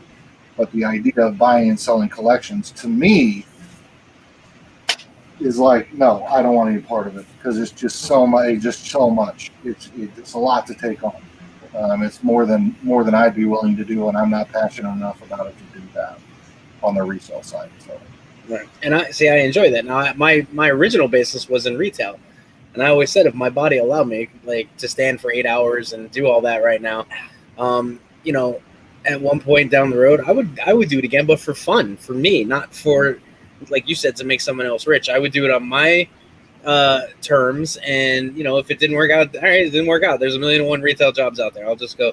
But I like the idea of buying and selling. I always did, and I like that it helps me. If I can help build up my collection through that, I have no problem with that. It's time. Yeah. And again, I couldn't do it without her, because whatnot, I would have been dead in the water my first auction if it wasn't for her, because I'm out here sweating and freaking out and panicking and knocking stuff over. And I'm like, she's like, just calm down. And I'm like, I can't calm down. Calm down. Nothing's going to happen. And then packing, like, I oh, man. You're a nightmare to try to pack I'm horrible. with. I'm horrible. So next time you can just do it all, and I'll just. Thank you. Just print the labels. That's all I need you to do. I'll just step away. But you might see about a 15-20% increase on your sales if you just let Paige do it. Especially so you can hear her. Yeah. I mean, look, the first walnut auction was all stuff that I had. What are you doing? I'm trying to get a kiss so I can go inside. No, you were doing weird buggy touches. More annoying than Nat or you. Get out of here. Bye. He said bye. Bye. They said bye. Bye, guys. Bye. Oh, So I was on the phone with Coco. No, just say bye. No. Just say bye. Listen. Just I'm muting you. Listen. I was on the phone with Coco, and she says bye the way we do in our videos. So I don't know if she's like secretly watching us, and I didn't know that. And how does she say it? Bye. Good, go, bye. 411 said, he was joking, but they do hold value fairly well as an alternative to traditional savings account. They have like a 1% return. And he's right. I mean, yeah, definitely. Mitchie, she does cleans multiple places, which you all know, on top of her main job. DPJ is in the business of IT distribution and feel that I could open my own shop, like popping off toys after learning what I've learned in the business. Just need some investors. So, She said cleaning. That she loves that. She used to be like, she worked for a service that went and cleaned like some of these big mansions around here, and she loved it. And she's been talking about doing that again. And the thing All is, right, good. Start with our house. I don't care. Right. And the thing is how awesome is that? But you don't need licensing. You might need insurance, but why would you do that for somebody else? Because you could make your own contacts and start your own business and do that and reap the benefits. I've said all along, because even Mitchie, I'm like, you should start it as a full-time business. That way, so we hired people to clean my dad's house, and we paid them $50 an hour. Well, their company got $25 an hour, and or maybe $35 an hour. They got $15 an hour. Well, so, I mean, I didn't write, that lady a $50 an hour check. I wrote the company that, and then she got a wage. I mean, if you have the skills and the ability to do it, then you start your own and do that same thing. But Ryan Milky, you come on over here, and I'll employ you 100%. Yeah, yes, definitely. Mother Earth Mafia said he's trying to hire 34 people for his day job for the last 6 months and can't find anybody to fill them. And that's true. We're in the same boat. We're 3 people short, I think, on our crew. We have 2 supposed to be starting September 20th. We'll see. Wow. So if they don't find something that makes $1 more an hour, then they'll leave. So that's usually how it is. Yep. Looks like I've been traded. Yeah. Mitchie's going out there, and Nick's coming to you, Jeremy. So I guess it's going to be a bachelor's pad. I don't know. Nick, the house we're moving into is awesome. There's plenty of room. It's going to be a good time, man. Come on out. We'll bachelor pad it all up. Mitchie can go down there and work in the shipping department with Brian. So there you go. Yeah. I was going to say that earlier when Paige was in here. If she's got something she's passionate about, like we just said, the cleaning stuff, find one house to clean, do it good enough, and it'll build. You know, even in my small area, there's people that clean 20, 30 houses. Yeah. It's amazing in this area, but and you're in a much larger area, of course, the sky's a limit, And we have like a app that's called Nextdoor that covers this like entire county and area. I don't know how wide this app is, but you can post anything on there, and I always see people posting like, hey, I clean houses, or hey, I cut grass, or hey, I have my own lawn service. And I mean, sky's the limit. You get a couple of people that way, 2 or 3 people, and then you do well there, and you get their referrals and business card. I mean, I just hired a guy to do our lawn because I got tired. It hurts my leg. It's killing her. So the guy that cuts the old lady's grass across the street, I reached out to him the other day. I said, hey, give me a quote. And he's like, $40 a week, $35 in cash. And I'm like, sold. Like, take it. That $35 is worth it to me because it's a big yard. I got a push mower, and it takes like 2.5, 3 hours. And it's been like 80, 90 degrees. He comes over, sits on his little thing, goes, bzz, bzz, bzz, bzz, and he's done. Take it. Take my money. Yep. So I've counseled people on financial situations a number of times in my life where we'll sit down and go through budgeting. And a lot of times the biggest problem people have is, besides not tracking their spending, the secondary problem is they don't make enough money. And so if you got to find a job, if you need to find $100 a month, $200 a month, $300, whatever it is, there are jobs out there that, like exactly like that, free and clear. You grab a lawnmower, you go mow a lawn, you get $35. Nowhere on earth are you going to go get a job that's going to pay you $35 an hour as a part-time and on your schedule and inconsistent and all those things. So, there are so many jobs like that you can get, that you can do on your schedule, your time, that pay you, cash free and clear, frankly. And that, you spend one night a week, 2 nights a week, 3 nights a week, whatever it is, 6 days a month, and you turn a $100 shortage into a $200 surplus. It's life changing. Now you're paying your bills and you're getting on track. And one said to bring it full circle, it's just like the Whatnot auctions. You do a good job, you treat people well, and you build a following. Slowly but surely. And that's true. I've seen it in just mine. I'm almost at 200 already, surprisingly. Sure. I mean, our YouTube channels is a business. It's the same thing. We have we have to provide content. We have to provide, quote unquote, a service to the subscribers and give them a reason to want to subscribe and come back and tell other people and come hang out and see. It's a business. You gotta go at it as a business sense. Exactly. What do you think? Yeah. Well, I agree. Everything y'all said. And evidently, I ain't doing too great of a job because I can't get past 108 on YouTube. So my job is belling. Well, I know this young guy who's starting out at editing. Yeah, they're pretty reasonable rates. Mitchie's asking me if we can hire him. So yeah. Well, unfortunately, he starts school tomorrow, so he's got some limited time. But and now he's asking me for money. I mean, geez, he gets one international boss, and he thinks he can start asking me too. So, Randy, it's funny you said we just shot a video yesterday. I got to edit and get it up there, and I mentioned like your channel, and I'm like, I don't understand how Randy's at 108 and I'm at 330. And I feel like every box he opens, there's smoke and fire coming out of the boxes, and it's like people are really, really missing out on a channel, and I don't get it. It's so different now because YouTube, in the year that I've been doing it, or a year and a half, or whatever it's been, has changed drastically on the Funko Pop side. When I know back in the day when I started, wasn't much off the time that like Pop and Duo and some of the other bigger channels I can't think off the top of my head started, and there weren't a million channels.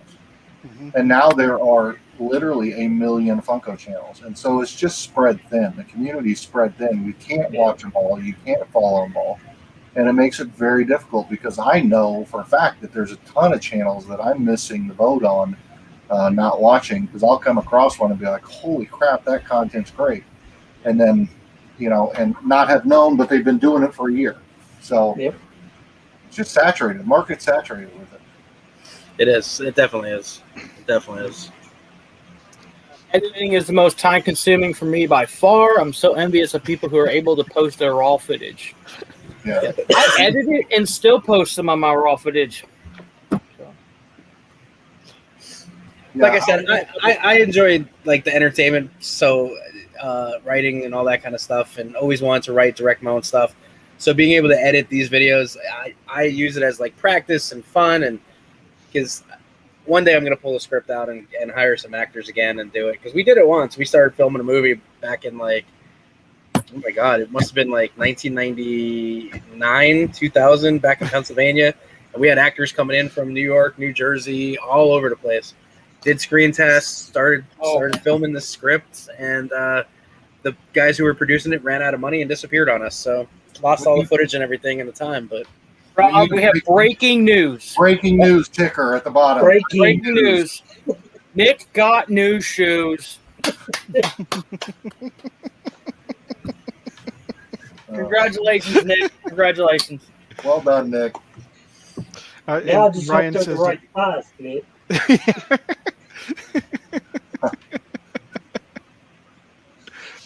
Ryan says 18 that Game his and editor's Toys. busy.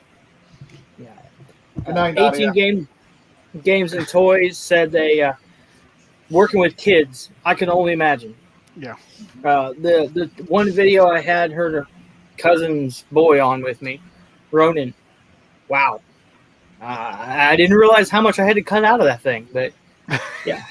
If I had to do that every time, I would probably post one video a week and that's it. Yeah. Because, whew, I've grown fond of the editing. I enjoy the editing. I do too, because I don't cut much out, and that's very apparent sometimes. I don't either. I will always say my least favorite part is the stupid thumbnail. Yeah, Yeah. I can agree with that. I hate it. Finding the right picture, figuring out the right words, and making it look okay and not, oh, God. Hate it. But I feel like it's super important.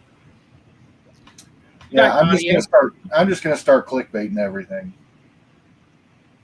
Just clickbait it all. It works. I've seen it work for people. I've seen it work.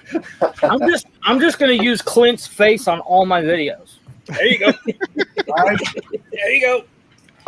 That's who you partner with. Look, we're all on Whatnot now. We're all on the same level. I got boxes in my closet from 6 months ago. There you go. I really do. It's so sad. It's amazing that I have boxes sitting there that long. And now I'm afraid to open them like they're wine. Like if I open it, it ruins the experience. Now it's like a personal test. How long can I let that box of soda sit out there on that? Oh, man. Yeah.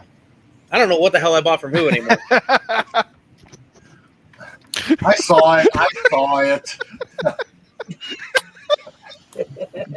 But You know listen, you get a million views. listen, not to change the subject, but Adam, 18 Games and Toys. Canva is life-saving, Yeah. game-changing, fantastic, awesome. I would be I love happy to work with you on Canva because that is my favorite tool for thumbnails and everything else. Definitely Canva. Yes. Canva? I'm cheap and I even pay for the extra, whatever it is every month. So. And you use that for thumbnails, you said? Yes. Yeah. Okay. I don't even know Canva's the right way. fantastic. Funko 4-in-1. So I just discovered recently on the laptop, well, I do most of it on the laptop, but I didn't know it was there, that you can pre-populate the tags and the description with text that every time you post a video, it's already there. I'm an idiot, and for whatever amount of videos I put up, I've been adding it every single time, copy and paste it from a Word document. Finally realized you can leave it there and then just have to add very little bit to it. I don't know. I didn't. No one told me that. It is great, and I have not figured out I wish I was an SEO expert and figured out the search engine optimization is what. I wish I knew all that stuff. Wish I knew all the right tags and that stuff. That is probably why. That's probably the difference between, 800 subscribers and 1,000, or the 1,000 and 2,000, whatever. That search engine optimization, getting your videos out there and tagged correctly, is huge, and I'm really bad at it because I don't understand it. I've thought about hiring companies to do it, but it's such a niche market that it's like, it'd be different if I was doing financial videos or if I was doing food videos or whatever. I know, that audience is easier to target in on. It's a lot of companies that do the SEO or stuff. They don't. They're like, now wait, you do what? You have a video about Funko Pops? I don't understand. Yeah. So they don't know how to target it and bring it in. Brian Milkey said it. vidIQ and TubeBuddy. I use TubeBuddy. It tracks my views, my everything, and it also, when I upload something, it gives me the SEO, and I can click on it and put whatever tag word I want to put in there, Stan Lee or whatever, and it'll give me an SEO score, and then I can adjust that to get that close to 100, and that seems to actually help. And it only takes a split second to manipulate it just enough. So I couldn't figure out TubeBuddy either. Funko 411 said the same thing, but I can't. TubeBuddy, I've got it. It just never seemed to really do anything for me. I know that I'm just not using it right because I know it's got the capability of doing it, I just, I mean, again, it goes back to your drive and determination. Are you willing to take the time to sit down and learn it? And when it comes to YouTube search engine optimization, my answer is, yeah, no, not really. I just, I don't want to spend hours. I used to spend hours researching videos on YouTube about how to maximize views, how to maximize tags, how to use this, how to use that. But then you end up watching a video and you get done and you're like, oh, I'm going to go do that. And then you go log into YouTube and it's all different because that video is a year and a half old. And everything's updated and changed. And you're like, well, hell, now I don't know what to do. Yeah. So YouTube, how to YouTube? Yeah. I do. Yes. Yeah. Ryan Milky said I'll happily run you through what I know. Jeremy, just hit him up. So we might have to have a StreamYard, not live. Teach us, Ryan. There's our I'll bring you in. You can come live with us, be my editor, teach the search engine optimization. You can do all that stuff. There it is. We just figured it out. There you go. Yeah. Book your tickets. What's up, Professor Josh? Good evening, Josh. Professor Josh. Hey, Professor. We could probably learn a lot from Professor Josh on that stuff because he's had really good success, both with the content and probably the optimization on that end. Yeah.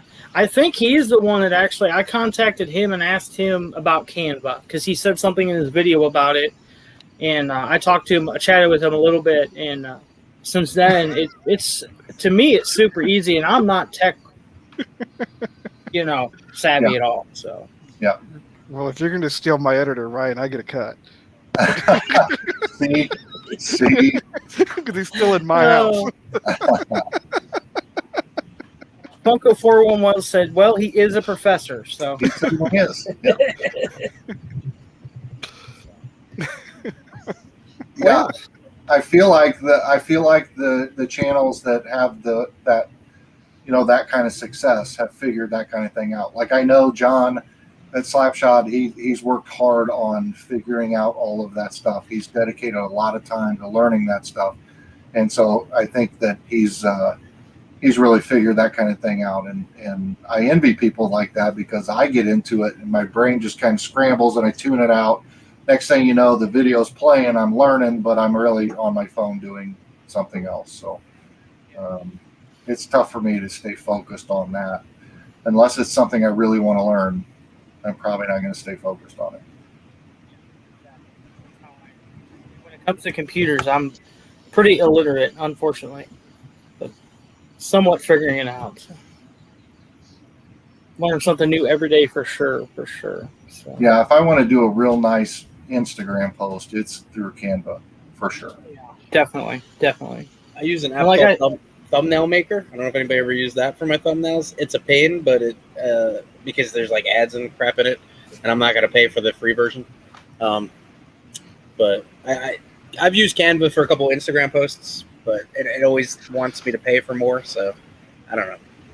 I'm cheap and I pay for it, and it's well worth it because you get there's more options. You can do videos, all kinds of stuff, and I haven't even touched what's available out there. I guarantee it. So consistency, keywords, and pray to the YouTube gods. Professor Josh said. It's the keywords that I struggle with, but lately it's the consistency. But definitely, consistency is absolutely critical. I always find it interesting when people post Funko videos and don't mention the word Funko anywhere in the title, tags, description, anywhere. I mean, I feel like that's important. I feel like in the subject that's important. Because the way I found Funko videos was searching for Funko. And I got a bunch of videos that came back. And I see a lot of people just don't use the words at all anywhere. I'm like, nowhere. And I'm like, how do you sell a car and not mention the car? I did that on my first one until Danny was like, you might want to mention Funko or Pops in your titles. So now I do. Yep. All Randy has to put is black light. Black light flicks clean. I think that's true. I think once you build the base and you've got a certain amount of subscribers, and then people with the notifications turned on, and even if you don't have notifications turned on, there's channels I don't have notifications turned on, but they are in my recommended every time I log in. So Mhm. if you get into that situation, then you can start titling anything you want, but you do need to tag it down below. You can hashtag it in your description. You can tag it in the actual formal tags. But yeah, you don't ever really know what YouTube's going to pick up on and and run with. So with TikTok, like there's the way their algorithm works, and of course changes slightly here and there, but like when you first post a video, it starts looking. So if in the first half hour, X amount of people watched it, nobody commented, nobody liked, nobody shared, that stops hitting people's For You page, which is the main page that you scroll through. If a lot of people start commenting, but they're not really liking, you might see some. If you get a lot of likes and not a lot of comments, the likes count more than the comments do. But if you get a lot of likes and a lot of comments, you're going to start showing. I've had videos that have showed up on people's For You pages like 3 months later all of a sudden because it's still cycling up likes and shares and comments and stuff like that. So I don't know if YouTube does the same thing where if like the first 10 people that watch your video only watch through like the first minute of it, they don't hit the thumbs up, they don't comment, that video is not going to make it very high into the algorithm, and you're not going to see a lot of traffic your way because the test audience is that initial audience of people watching that video. And if it's not sparking excitement amongst them, it's not sparking excitement for anybody, they figure. So I don't know if it works the same way for YouTube, but that's definitely how it works for TikTok. Good night, Campbell's Collecting, Yeah, and good Mother night. Earth Mafia. If you read into it. I had to pay 22 years for the product before I could use it. It's finally starting to work. I'm guessing he means Nick. I'm assuming so. Yes. Funko 411 said, "I think one of the keys is having a lot of evergreen content, stuff that new Funko collectors will stumble upon," and that's true. Ryan, if you've watched all my TikToks, you've heard things that you probably regret hearing. And you know things you regret knowing. I guarantee you that. OCD asked about ads in your videos. So you can have ads in your videos now, whether you're monetized or not. They'll run the ads, but YouTube will take 100% of that money. But once you get monetized, then you'll be able to start placing the ads where you want them, and then you'll receive a proceed from that ad revenue, depending on click-through rate, depending on watch time, depending on number of things. But right now, even all content on YouTube can have an ad in it. It just comes across. It just means that YouTube's taking 100% of that money. It isn't until you get monetized that you get the luxury of picking when to place and where to place your ads. Professor Josh said, "Watch percentage and engagement is important as well." So, yeah. And, Yeah, That's why you want everybody thumbs up and or thumbs down, and it doesn't matter. Just engage. yeah, just be engaged. I've been getting a lot of thumbs down, which I'm proud of. So. Ryan Milky, yes, they do. Live streams do count towards the 4,000 hours required. So you hit 4,000 hours the other night. Yeah, we are. We have all the criteria met except for the 1,000 subscribers, and we'll just never. We just can't get there. We just can't get that last little hump. And part of it is because lately our schedule's been so off. We haven't been able to post a lot of videos because of the fundraiser, and then we weren't able to do stuff. And now we got a little lag time before the move where it's going to be difficult. But once we get back on schedule and get things going, I'm confident we'll get there. But we've got to just keep up the at least the live streams to keep that 4,000 watch hours consistent. Because that 4,000 hours is within a 365-day period, and it continues to shift. So it can be over 4,000, then drop under, and then get over and drop. I mean, it can do that if you're not consistently putting that stuff out there and doing your live streams and everything else. I hope that the mystery box run should help, but I'm not sure. I can't get the watch hours up, but I will get there. Yeah, and you will, man. I know in your video yesterday, Sunday, your 1 year video, they challenge you to 1,000 subs this year. You'll get there. We all will. It's just a matter of time, and Professor Josh said it earlier, consistency, and that's the biggest thing. We all have lives outside of YouTube. We all understand that. Just work for it, and you'll get it. And host some live streams, and the live streams are huge because you get people coming in, people coming out, and so it might look like you have a consistent 17 viewers, but you really might have, by the time it's done, the view count looks a lot different, and the watch hours, because everybody that's been along that whole time, live streams help significantly. What I would like to see or don't understand is if you have a playlist, like on my channel, all my unboxing videos are in a playlist. Mm-hmm. So somebody comes in, look at my channel, they start watching my videos, and then it pulls my videos from other playlists to recommend to watch. Yeah. I've got one video has nothing to do with Funko that grows faster than almost all of my Funko videos do. Yeah, the beauty of the playlist is you turn it on. I do this every single night. You turn it on, you start with the playlist, you press play on the first one, you fall asleep, and it watches 30 videos. I don't do it on my own videos, but I have certain channels that I like to watch that I go to sleep to every night, and they do. It'll just keep running the next video. And if you have one of those, because we have a box battle one. Mm-hmm. So if you want to go back and watch all the punishments and all that stuff, we have that available. You just go to that one specifically, and it'll play the playlist will play every one of our box battles. I love the playlist. That's fantastic.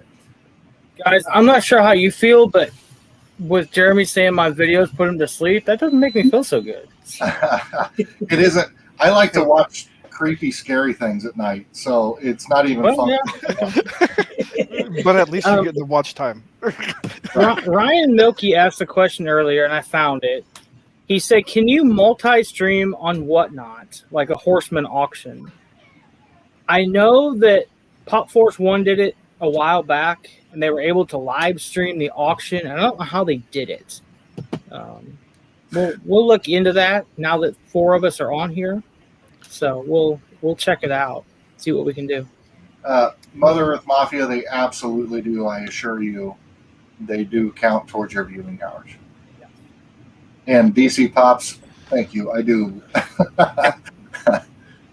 but not enough. Y'all are going to make me have to just get approved for an auction, whether I have one or not, just so I don't feel left out. I'll just come to your house. No, you gotta say Whatnot 3 times, just right now, real quick. Go ahead. I gotta apply, I guess, too. Yeah. Yeah, about this one pop for sale. It's sold. No. I'll sell you 100 pops on the cheap. Oh yeah, great. Do a Whatnot auction.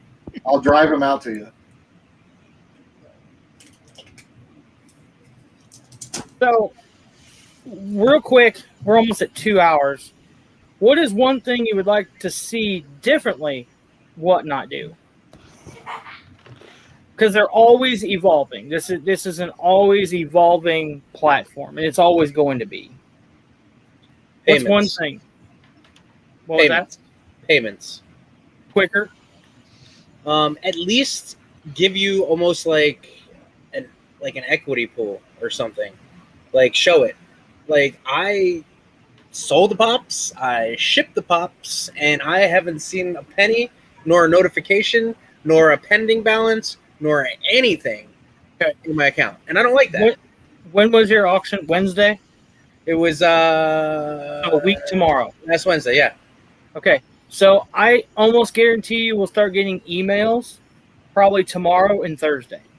And that's fine. That but there should be. And what it'll say is this has been verified, you've been paid this. Right. It usually takes a week. But I feel like there should be a better system for that, or a pending balance for that, or whatnot. Because, and again, they're getting the money, and of course they're making money off of making money. So the money's been paid to them, it's sitting in an account, they're bearing interest off that, and then they're paying you out of it. I get it. It's how PayPal worked. It's how a lot of these things worked. I feel like payments room for improvement. Yeah, it says 48 hours after they've been delivered. But I mean, I've sent stuff and it didn't, it was supposed to be there in 3 days and it got lost in a post office somewhere and showed up a week or two later. I've got one from my third auction, and I know they got it because I actually sent something else with it, and they remarked that they got the soda. So I know they got the pop, and I still haven't been paid for the pop. I mean, it was only a $7 pop. That's not the point. But it's like, I know you got the box. It's been delivered. I'm not worried about it. So I think that they could, I mean, I don't know, but and maybe they do. Correct me if I'm wrong. But it feels like, some of these guys have been doing these auctions from day one. And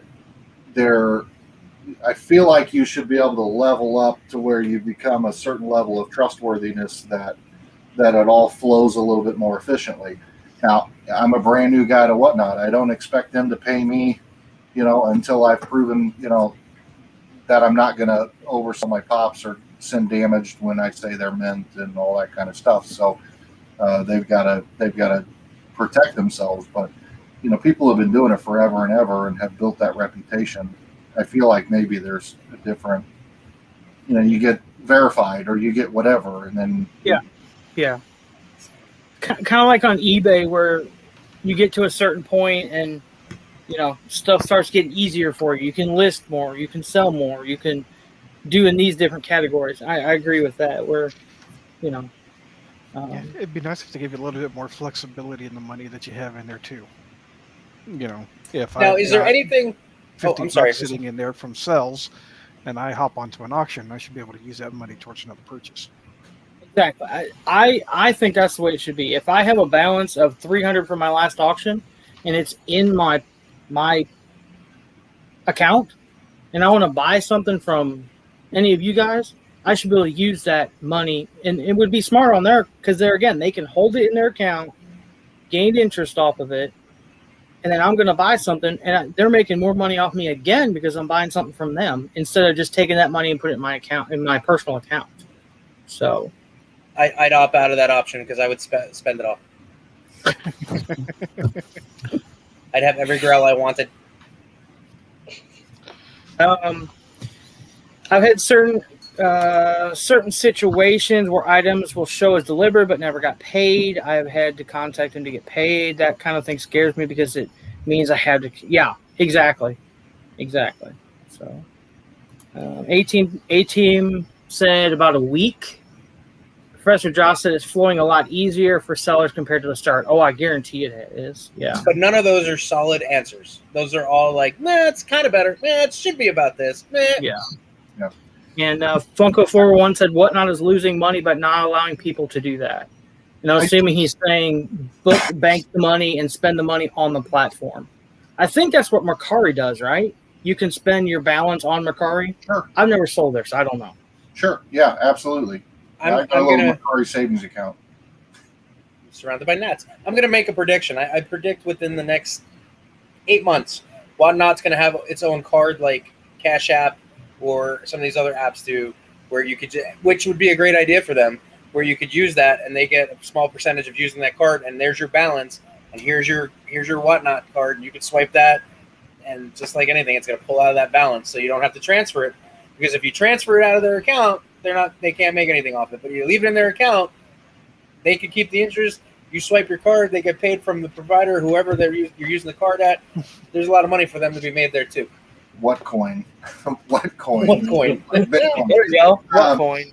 Well, and it doesn't even have to be a card, because like I said or Charles brought up with Mercari, I sell something. Let's say I sell $300 worth of stuff. It just sits there as a balance in my Mercari until I choose to cash it out. But in the meantime, I can buy anything on Mercari with that balance. So I literally have money in Mercari just waiting for when I'm going to buy stuff later. But really, that's them holding the money, drawing the interest, drawing the, and all that. So it's still my money to spend, but as long as I'm leaving it on the Mercari app, then it's in their account drawing them interest. So I could see them doing that. The only thing I could see that would be nice maybe is, hey, your auction was you sold 20 items at $10, whatever, you've got $200 pending balance. And then as it comes in, it ticks away at that 200 until it shows you fully paid. Yeah. Because the pending balance then would make it very easy to track, like, hey, I sold 200, but I've only been paid for 180 and it's been 2 weeks. What happened to that one other sale? And then you could track that down and figure out, got lost in the mail, something happened, it just was an oversight. It seems like it'd be easier to track if they just simply put in like pending balance, and maybe they do. Again, too new to understand if they do or not. I told Rob I go at the end of the auction. There's I think it's a CSV report or something you can download. I download that to Excel.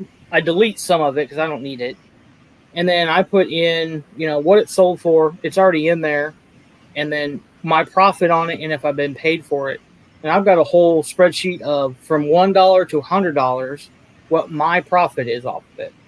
And then I put that in there so that way I know what I sold total and what my profit will be on that auction. And then if something comes in and says it's been verified and paid, I highlight that item and I know, okay, so sale 6 is totally paid for. I'm good. Yep. And I print it out and I put it in a notebook and I'm done with it. Yeah. So. I think Josh is right. I think he's right. I don't think Whatnot's looking to get into the financial business, and there is a lot of red tape. There is a lot of legal stuff behind doing what I was talking about, like Macari does. So yeah, maybe they don't want to get into that, and that's why it is the way it is. So that makes sense. But they do make. You're right. Funko 411 says Whatnot does make things easier for tax purposes and tracking. Their systems are good.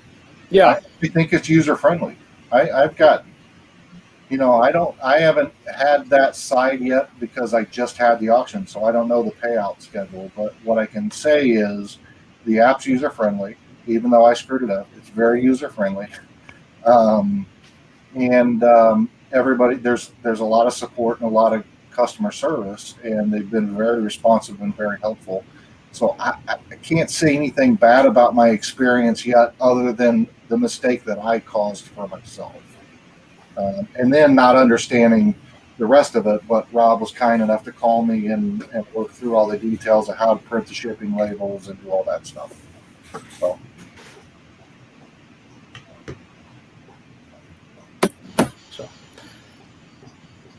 So I think we beat that horse to death. So, Randy, y'all ready for your auction now? I don't know.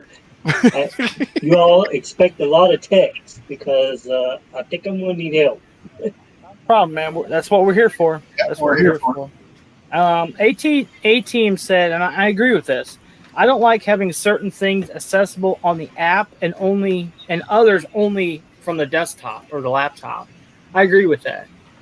But there again, like I said earlier, it is an app-based. It's not website. It's not internet-based. It's an app-based. So it's... Now, I can run...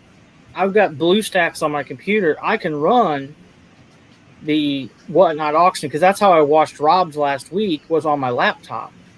Half the time I didn't have sound or I didn't have a good picture or whatever, but it worked out. So That was my microphone.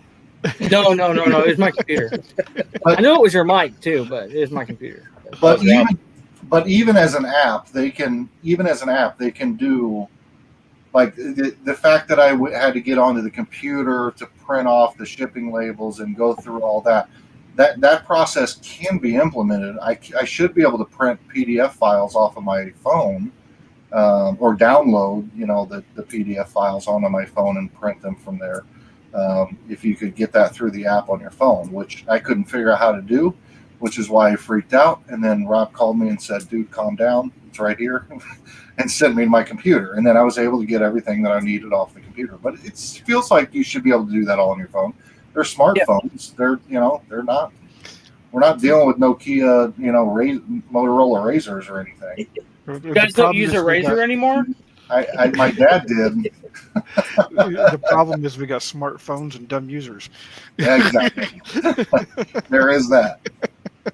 Funko 411 said they should also figure out a way to allow people to watch streams from a computer or a TV without having to use a phone, iPad. I agree with that. I think they're big enough now they could probably start looking into that. I mean, this is still a very new platform for, it doesn't necessarily feel like it for us in the community, but it hasn't been but a year or less. I don't even think it's a year yet. Yeah, I don't either.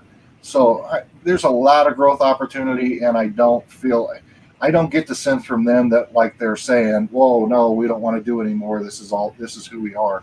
I just feel like we're just too early in the infancy stages that we're gonna, we'll get there. I really haven't seen, and I think Rob said it, like someone do a true tutorial on whatnot. I mean, I did like a 3-minute one time, just how to list something, but like a true tutorial, like I just did my auction. This is my next step, my next step, my next step. And I really haven't seen anybody do that. So. Don't do that. And what we'll do is we'll create a series, and then we will sell that to all the new Whatnot users. Pay for your you put the link down below, click here for our course on how to properly use it, and we'll make millions. Don't do that. It would be great to see somebody make a video, but I don't want to make the video because it doesn't apply to 95% of the people that are watching my channel. They're not doing Whatnot auctions. So Wow. I've been doing auctions for a year now. Used to be an Excel spreadsheet with shipping labels, links, no combined shipping. So 100 to 150 packages would be sending out each auction. Yeah, that's wow. Yeah, I remember my first auction. I had one box that went to London, and it had like 19 pieces in it. I could only imagine shipping 19 boxes to London. Wow, yeah. They'd still be trying to get there, I'm sure. Adam says, sounds like some of you guys got an orientation. Yeah, so like Rob and I and Randy are going to have, Rob and I had our orientation. Randy's got his coming, but Charles, where are you? This way. Yeah, I'm here. Same boat, did not get the orientation. It was just, here you go. Congratulations, good luck. So yeah. Congratulations, you've been accepted. When can you start? Yeah. So. That's changed a lot too. And that orientation was very helpful, but it has potential to be incredibly helpful, but it's I think they'll probably change the format of that over time as well. Like I said, it's an ever-evolving app, and they all are. So I think Curtis has done some tutorials, Professor Josh said. So. I'll have to look for that. Yeah. That's cool. Yeah. What's up, Fox Crown? Hey, Fox Crown. Fox Crown. What's up, brother? One thing I would like for them to do too is like a schedule, if they can, like week by week or whatever, just so you kind of know. Like the old TV guide? Yeah. That'd be tough. I know that would be hard because some people will cancel it, or like Rob, he didn't decide to do his until 3 hours ago, something like that. But kind of, if I'm deciding when to do mine, I've got to kind of go through and look, and not that I don't want to step on people's feet because I know it's we're all one, but at the same time, I don't want to do an auction and have 5 people in it. So yeah, it's tough. It's no different than YouTube lives. There's always a YouTube live, and so it's tough because. But, you just got to schedule them. But at the same time, I personally wouldn't want to do one on the same night as Professor Josh or Slapshot or Vince or or anybody else like that. Yeah. But they also, there's a lot of hours in a day. And there's a lot of people, believe it or not, you could have one at, noon on your lunch hour and do really well because there's nothing on. And there's still a lot of people that are looking and buying at noon. That's what was said to us in our, I forget what the word is, I can't think, the orientation, was that once you hit certain milestones, 500, 1,000 followers, you could pretty much run an auction any time of day, any day of the week, and you're going to have a successful auction. You're going to have a good crowd. You're going to get more people to follow you, and you're going to have a pretty successful auction. So, yeah, no, I agree. I mean, absolutely. You get people who are following you. You get just like anything else, just like the notifications with YouTube. There's the channels that I'm following. I get a notification when they go live on whatnot, and then I jump on. I just click on it. I jump over and I check it out. I go through the feed. I look to see, is there anything I'm interested in bidding on. If there's not, say hi to everybody, hang out for a minute, and get out. Or and that's if I can. And if I can't, then I don't. But it's nice to have those notifications. So yeah, you build up the following, and then when you go live, you get the notifications. And Fox, I don't know that there would be something. Yeah. Yeah, the hardest part, the only real complaint that I've had with whatnot, and again, I haven't done an auction, just listed pops, is when I take the pictures and then they look fine when I submit it, and then I get the rejection email because I would cut this off. But when I submit the pop, all the pictures that I'm looking at, they all look fine. But then when I go back and I check it later, screens move somehow, and what I see on my phone and what they get are two different areas. It's like they need to have the box inside the box that's the actual view area. Yes. Yeah. Yes, because I did like 12 of them the other day, and 5 of them came back rejected because it says the pictures were cut off or whatever. I'm like, I thought that was me. I had the same thing happen the other day, and I was like, how the hell did I take that picture? Why? It was like, would you like to list this pop? And I was like, yeah, that looks fine. This is good. And I'm like, I don't remember taking a picture like that. But now that you said that, it's not me. Or, I find one, and the box is like this, and the next one, the box is like that. I'm like, I don't take pictures that way. How did it go from here to here? I don't. Right. So this is kind of fascinating because it's fun that we're trying to learn from the people in the chat, and we're not necessarily trying to be the experts here. But so I got a question for Josh and 411 that I might not know the answer to, but can you, and maybe I should already know this, can you stream, can you be in the auction? I know like Jassy does it, but is that something they don't want you to do, or is that something you can do? I'd be just as comfortable sitting in front of the camera doing the auction as I would on the other side. As fun as it is being on the other side, it's kind of fun being on there too. I guess I'm narcissistic enough. I want to see myself on camera. I've seen a lot more people in it than before.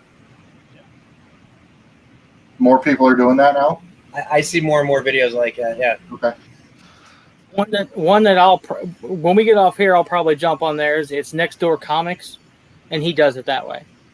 Yeah. The pop is actually right in front of him. He's looking at the camera, talking to you the whole time, having fun.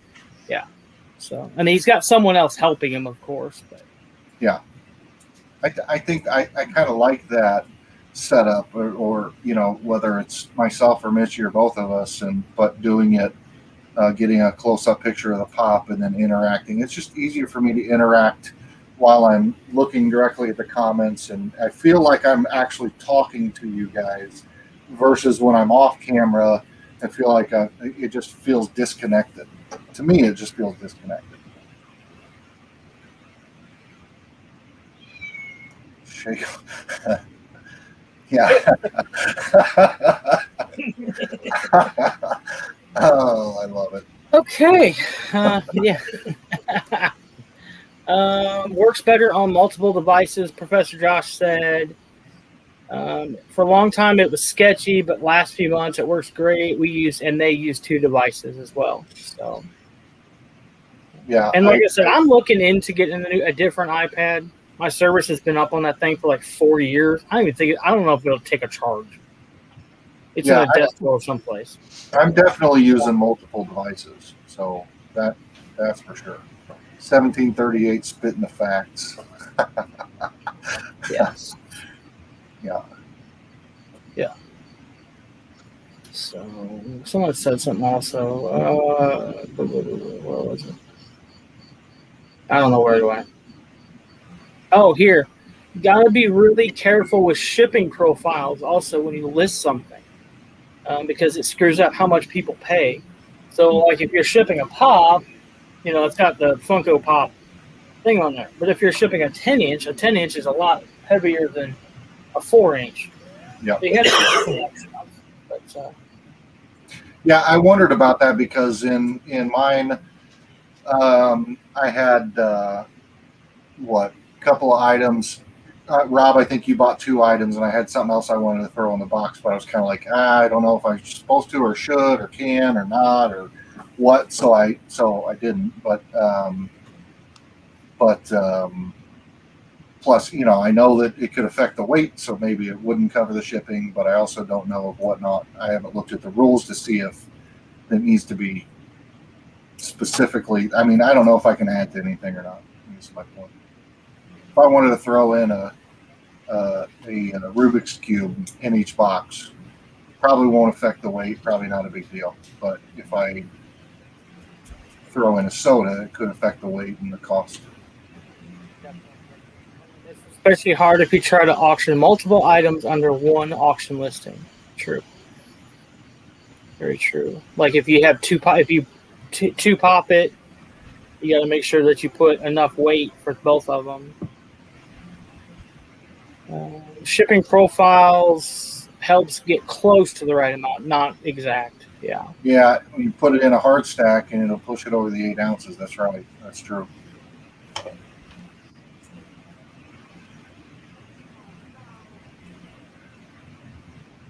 Yeah, and they don't If they account. do that, they also don't account for. Going back to the picture thing real quick, I've never had one when I was just selling them. I never had one rejected, except one. So my question is, I took a picture of it in a pop protector, right? Mm-hmm. So they said the reason was I couldn't sell it was in a pop protector. But on an auction, I can put a pop-up in a pop protector and sell it that way. Yeah. And that's kind of weird to me. I don't know. Yeah, they're afraid that the pop protectors are going to hide damage, so they want them out that way. Take the close-up pictures of any damaged areas. Yeah. Yeah. Like it's going to be shipped in a protector anyway, and then it's up to them if they want to take it out in microscope with it or not. But yeah. Every time a ship ends up being around 13 ounces with a saw protector, they usually accept it, then charge back the shipper. And I think that's what happens. I think because Whatnot's getting a super deal on shipping anyways. They're getting a commercial rate, which is pennies what we would pay, basically.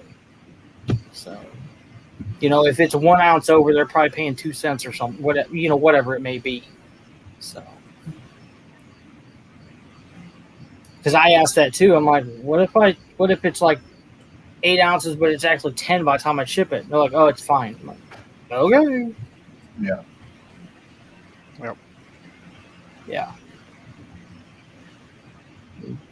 The only thing that my post office gets mad about is I want everyone scanned in.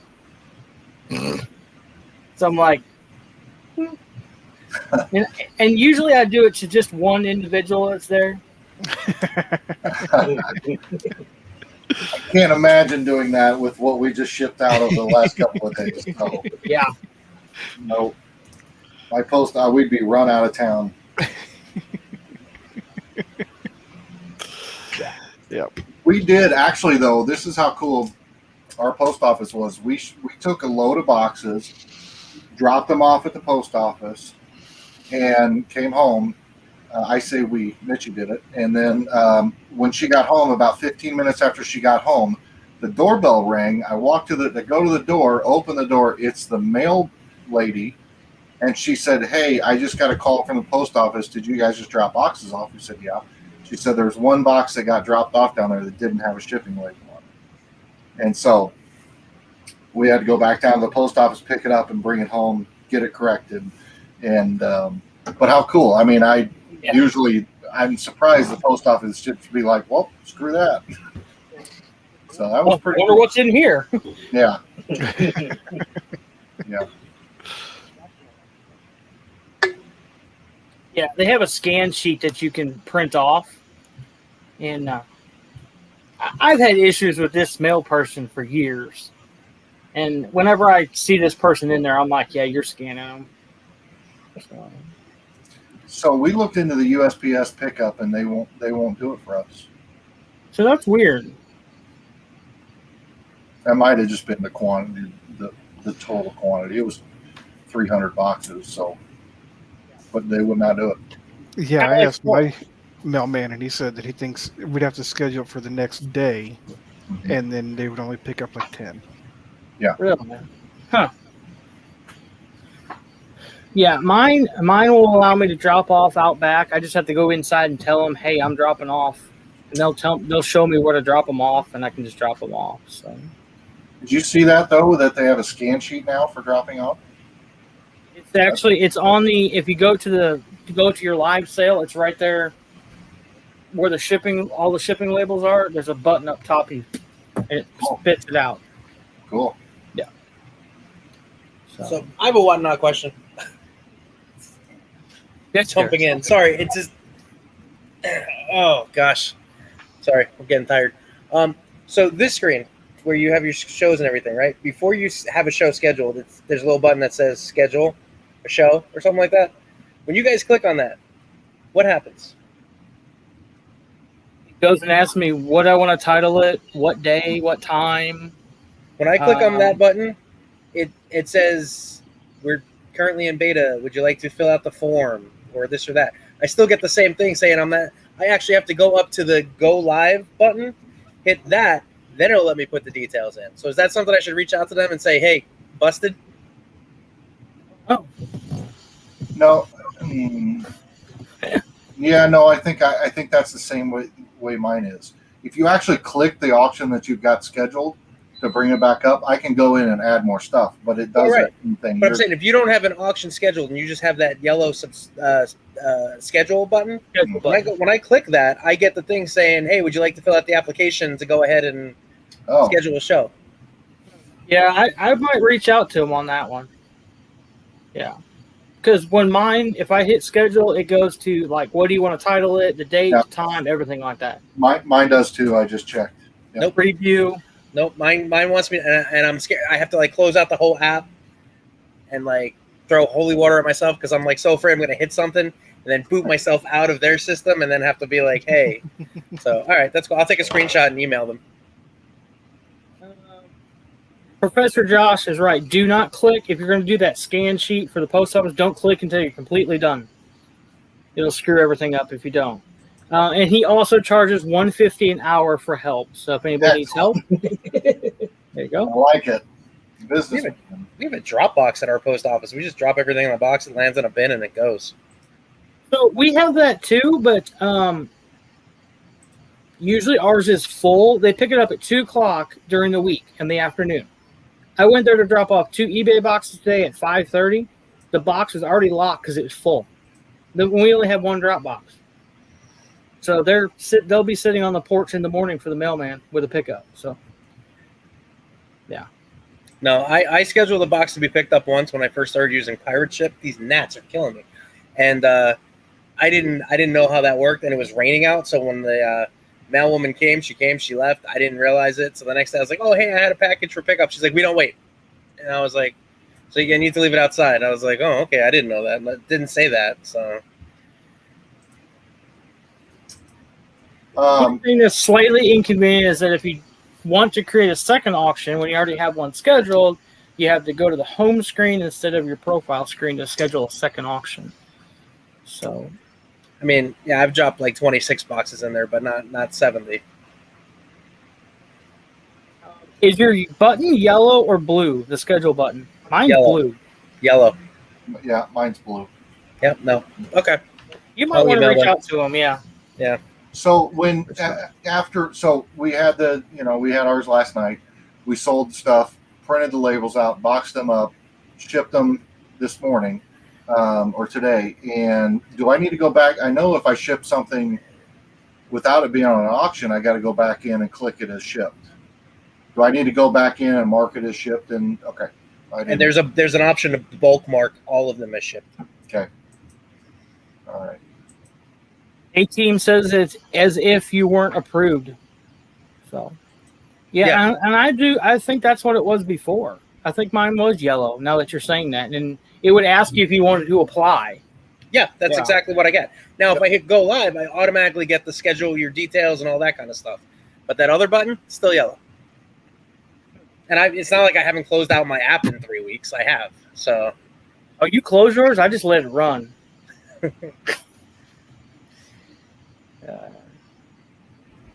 DPJ says he does the pickup as well. So. My postwoman would kill me if I had her pick up 30 boxes.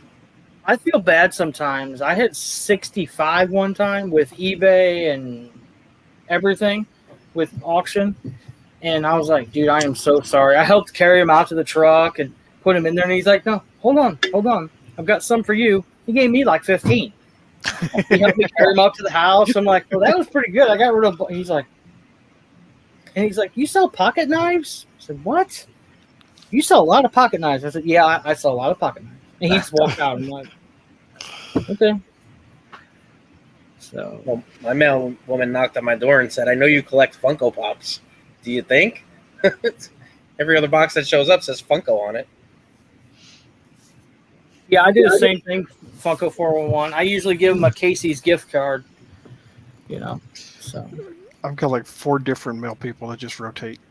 I never know who I'm going to get. We had one that retired, and then we have a pretty steady one now, and then one guy, he's like every other Saturday, I think our main guy takes off or something.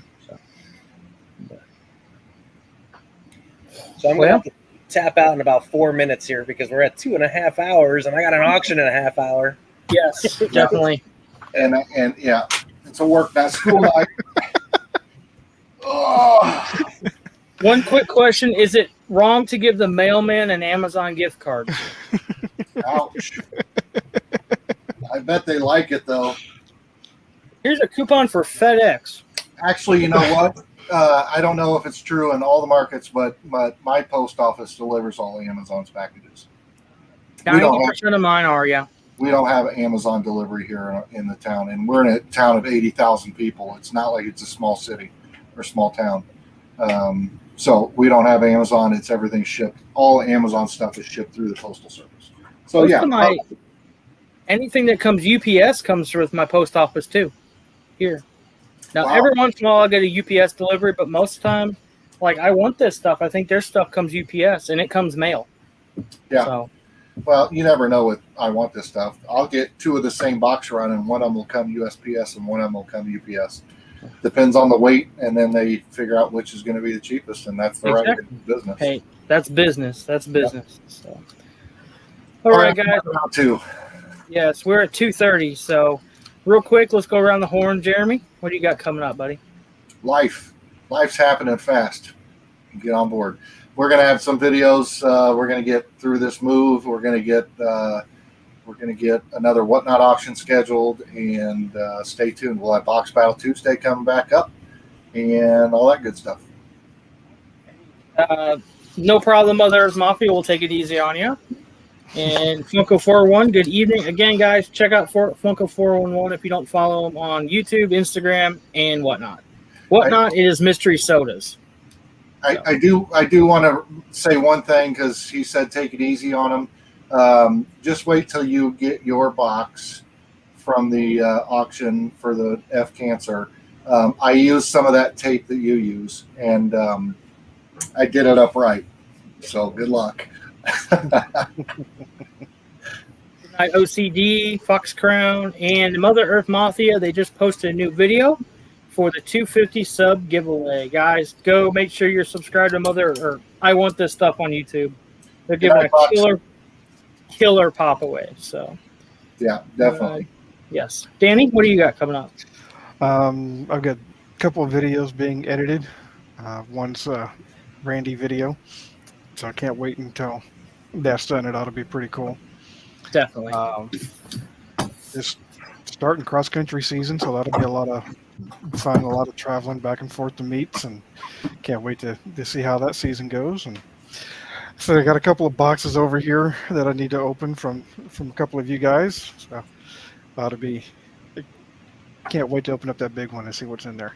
A whole bunch of little boxes. Yeah. Very nice. All right, Randy, any more blacklight coming in, or do you have it all already? No, but I do got some coming in that I want. But they're not here yet. But did everybody like the pictures that were in the boxes? Oh my gosh, dude! Yes, definitely. Yeah. So Oh my it's time God. for me to flex. Jeremy, I'm going to show you one that's coming in your box. Oh, Oh, sneak peek. Oh, spoiler alert! bring it. Got to make Randy big. Oh, Captain Spaulding. Nice. Oh my gosh. Oh, I love Sid Haig. Wow. It's not CPA or anything like that, but it's from a guy that I knew went and got it signed before he passed away, so I know it's legit. Wow. That's Wow. Well, my now, Whew. now I'm gonna send them an 8x10 of my Captain Spaulding face as well. You can hang them both up. You sign it. You sign it too. Oh, That's my awesome. gosh, I love it. Wow. That's Thank cool. you, Randy. And trust me, you got more in the box. You can Oh. ask the rest. Yeah. You're going to enjoy it. Oh, yeah. It's amazing. You can tell that Randy listens to us and pays attention to comments that we make on his videos for the stuff that he has in our boxes. Yep. It's Definitely. just mind blown. My editor son was talking about actually doing like a sneak peek video to throw up for it to come out. I can't wait till it's done. Wow. Can't wait. Wow. Thank And you. I got a video drop in tomorrow. But I hope you like the box, Jeremy. I guarantee I'll love it. No matter, it could be empty, I'll love it. All right, Rob, you got any auctions coming up? Yeah, very shortly. I have a Rick and Morty Midnight Morty Madness auction coming up. Super tired. I didn't plan that out well, but we'll get through it. I have a video I'm working on editing coming up for this week. Some fire sodas in there, and we opened a bunch of different boxes from Box Lunch and Funko and GameStop, and pulled some pretty awesome chases out of there. Was pretty excited. Felt like Charles getting all excited and yelling and screaming, and can't wait to get that one up. And I'm still working on the idea of like movie or TV show specific themed videos, like the Game of Thrones one I want to do with Ryan, and a horror one I'd love to have Randy on so we could talk about horror, and Jeremy, yourself included, because I know you're a horror fan. And just stuff like that, trying to mix it up. And then, yeah, that's it. And then these lives. Awesome. Sounds like a lot, not just a little bit. So, What about you, Charles? What you got coming up? I have a video dropping tomorrow. I won't open, and I want this stuff box. I failed, and I don't know what the price was. I don't know what the box was called. Pulled it, did very well on it. You guys will see that. I've still got to make the thumbnail tonight, so I'll be up a little bit. Canva. We have our auction 9 p.m. Central Time on Thursday. It is 99% Disney Pops. There's 31 items, I think. A lot of people are asking for Disney. I had them in the storage unit, so why not do them? So we picked up it's a Small World, Mexico. And now I'm going to kill that one, Dungeons and Dragons. And then we were able to get the Crash Bandicoot in mask armor. Those will be in the auction. Those are for buy it nows right now up. Everything else is auction. So that's 9 o'clock Central on Thursday night. And I have a box that I have to open tonight, Uh-oh. or Danny will plumb kill me. Oh. I was supposed to do it last week and failed. So, kind of like most of my classes in high school. So, all right. So it looks like one pop. It's in a protector. Oh, El Ignacio. Nice. He signed it. Nice. Very nice. Dude, you do have a nice signature. He does. I like that. I like that. Yep. There we go. That's one more signed pop going to go in the collection. Thank you, Danny. You're welcome. Thank you, buddy. Love it. Love it. So, Charles, how's your backpack fundraiser going? we're at 125. I think that's probably where we're going to cap out because that's what we have in materials to build them. And I went tonight to Walmart, and they're out of stuff. So if we do any more, it will be hard to find them the supplies to build the backpacks. So we're doing 125. That will allow us to help 6 schools. Plus, we'll have 5 extra. We'll throw them wherever. So Nice. we've been in contact with 4 of the 6 schools, and they're totally cool with us doing it. And I had one professor, one superintendent, I think, in tears today because today was the first day of school, and she said little kids came to school with no backpacks at all. So they had no school supplies the first day of school. I mean, come on.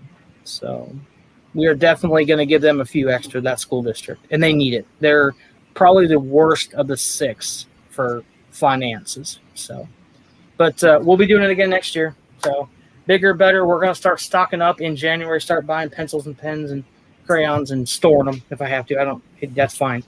So we will definitely do it again. September, tomorrow's video, you'll get a sneak peek of September's item that we're going to do for charity. Some of you have already seen it. Super stoked about it. There's only 72 pieces in the run. That's all that's being made. So they're $5 a piece plus $1 shipping. So they're $6 a piece. And there's only 72 available. So, and that money goes to a very good cause that I wish I would have known about 2 years ago plus. So my dad could have helped me with it, but I think he's going to be very proud of what we're going to do with this money. So hopefully, if anybody buys them. So, yeah. Mother Earth Mafia said, I just bought some Pez from Charles on Whatnot. I got them today. I thought that was you. I was not sure. He doesn't go by Mother Earth Mafia on Whatnot, folks. Just letting you know. When I printed the label, I'm like, really? And I thought it was. So, well, thank you. Thank you for picking those up. So, I'm rambling. Anybody got anything else? That's it. So, Rob's got to go. He's got 20 minutes. Yeah. Go. yes, Rob, we'll be there, buddy. I'll be there. I'll Yep. get some liquid crack or something and go. Pop some popcorn, bring some caffeine, and let's stay up. I don't collect Rick and Morty, but I'll be there to support. Yeah, what's sleep? I don't need it at this point. So it's too hot to sleep, right? Yeah. So, yes, thank you. Thank you, Funko 411. Check us all out, please. Great. OCD is actually starting to sell a little bit of stuff on Whatnot as well. Follow them. I think they would do awesome on the auction front. They got a million freaking sodas. I'm jealous of their collection. I had this behind me. So, but guys, thank you for coming out tonight. Thank you for sticking around for 2 hours and 40 minutes. Crazy, but we got a lot talked about, and I think we hashed a lot of things out. So, and if we helped one person with something tonight, that's what this is all about. So, guys, as always, we'll see you later. Bye. Bye. Bye. See you in the next one. Yeah, we will. Oh, yeah.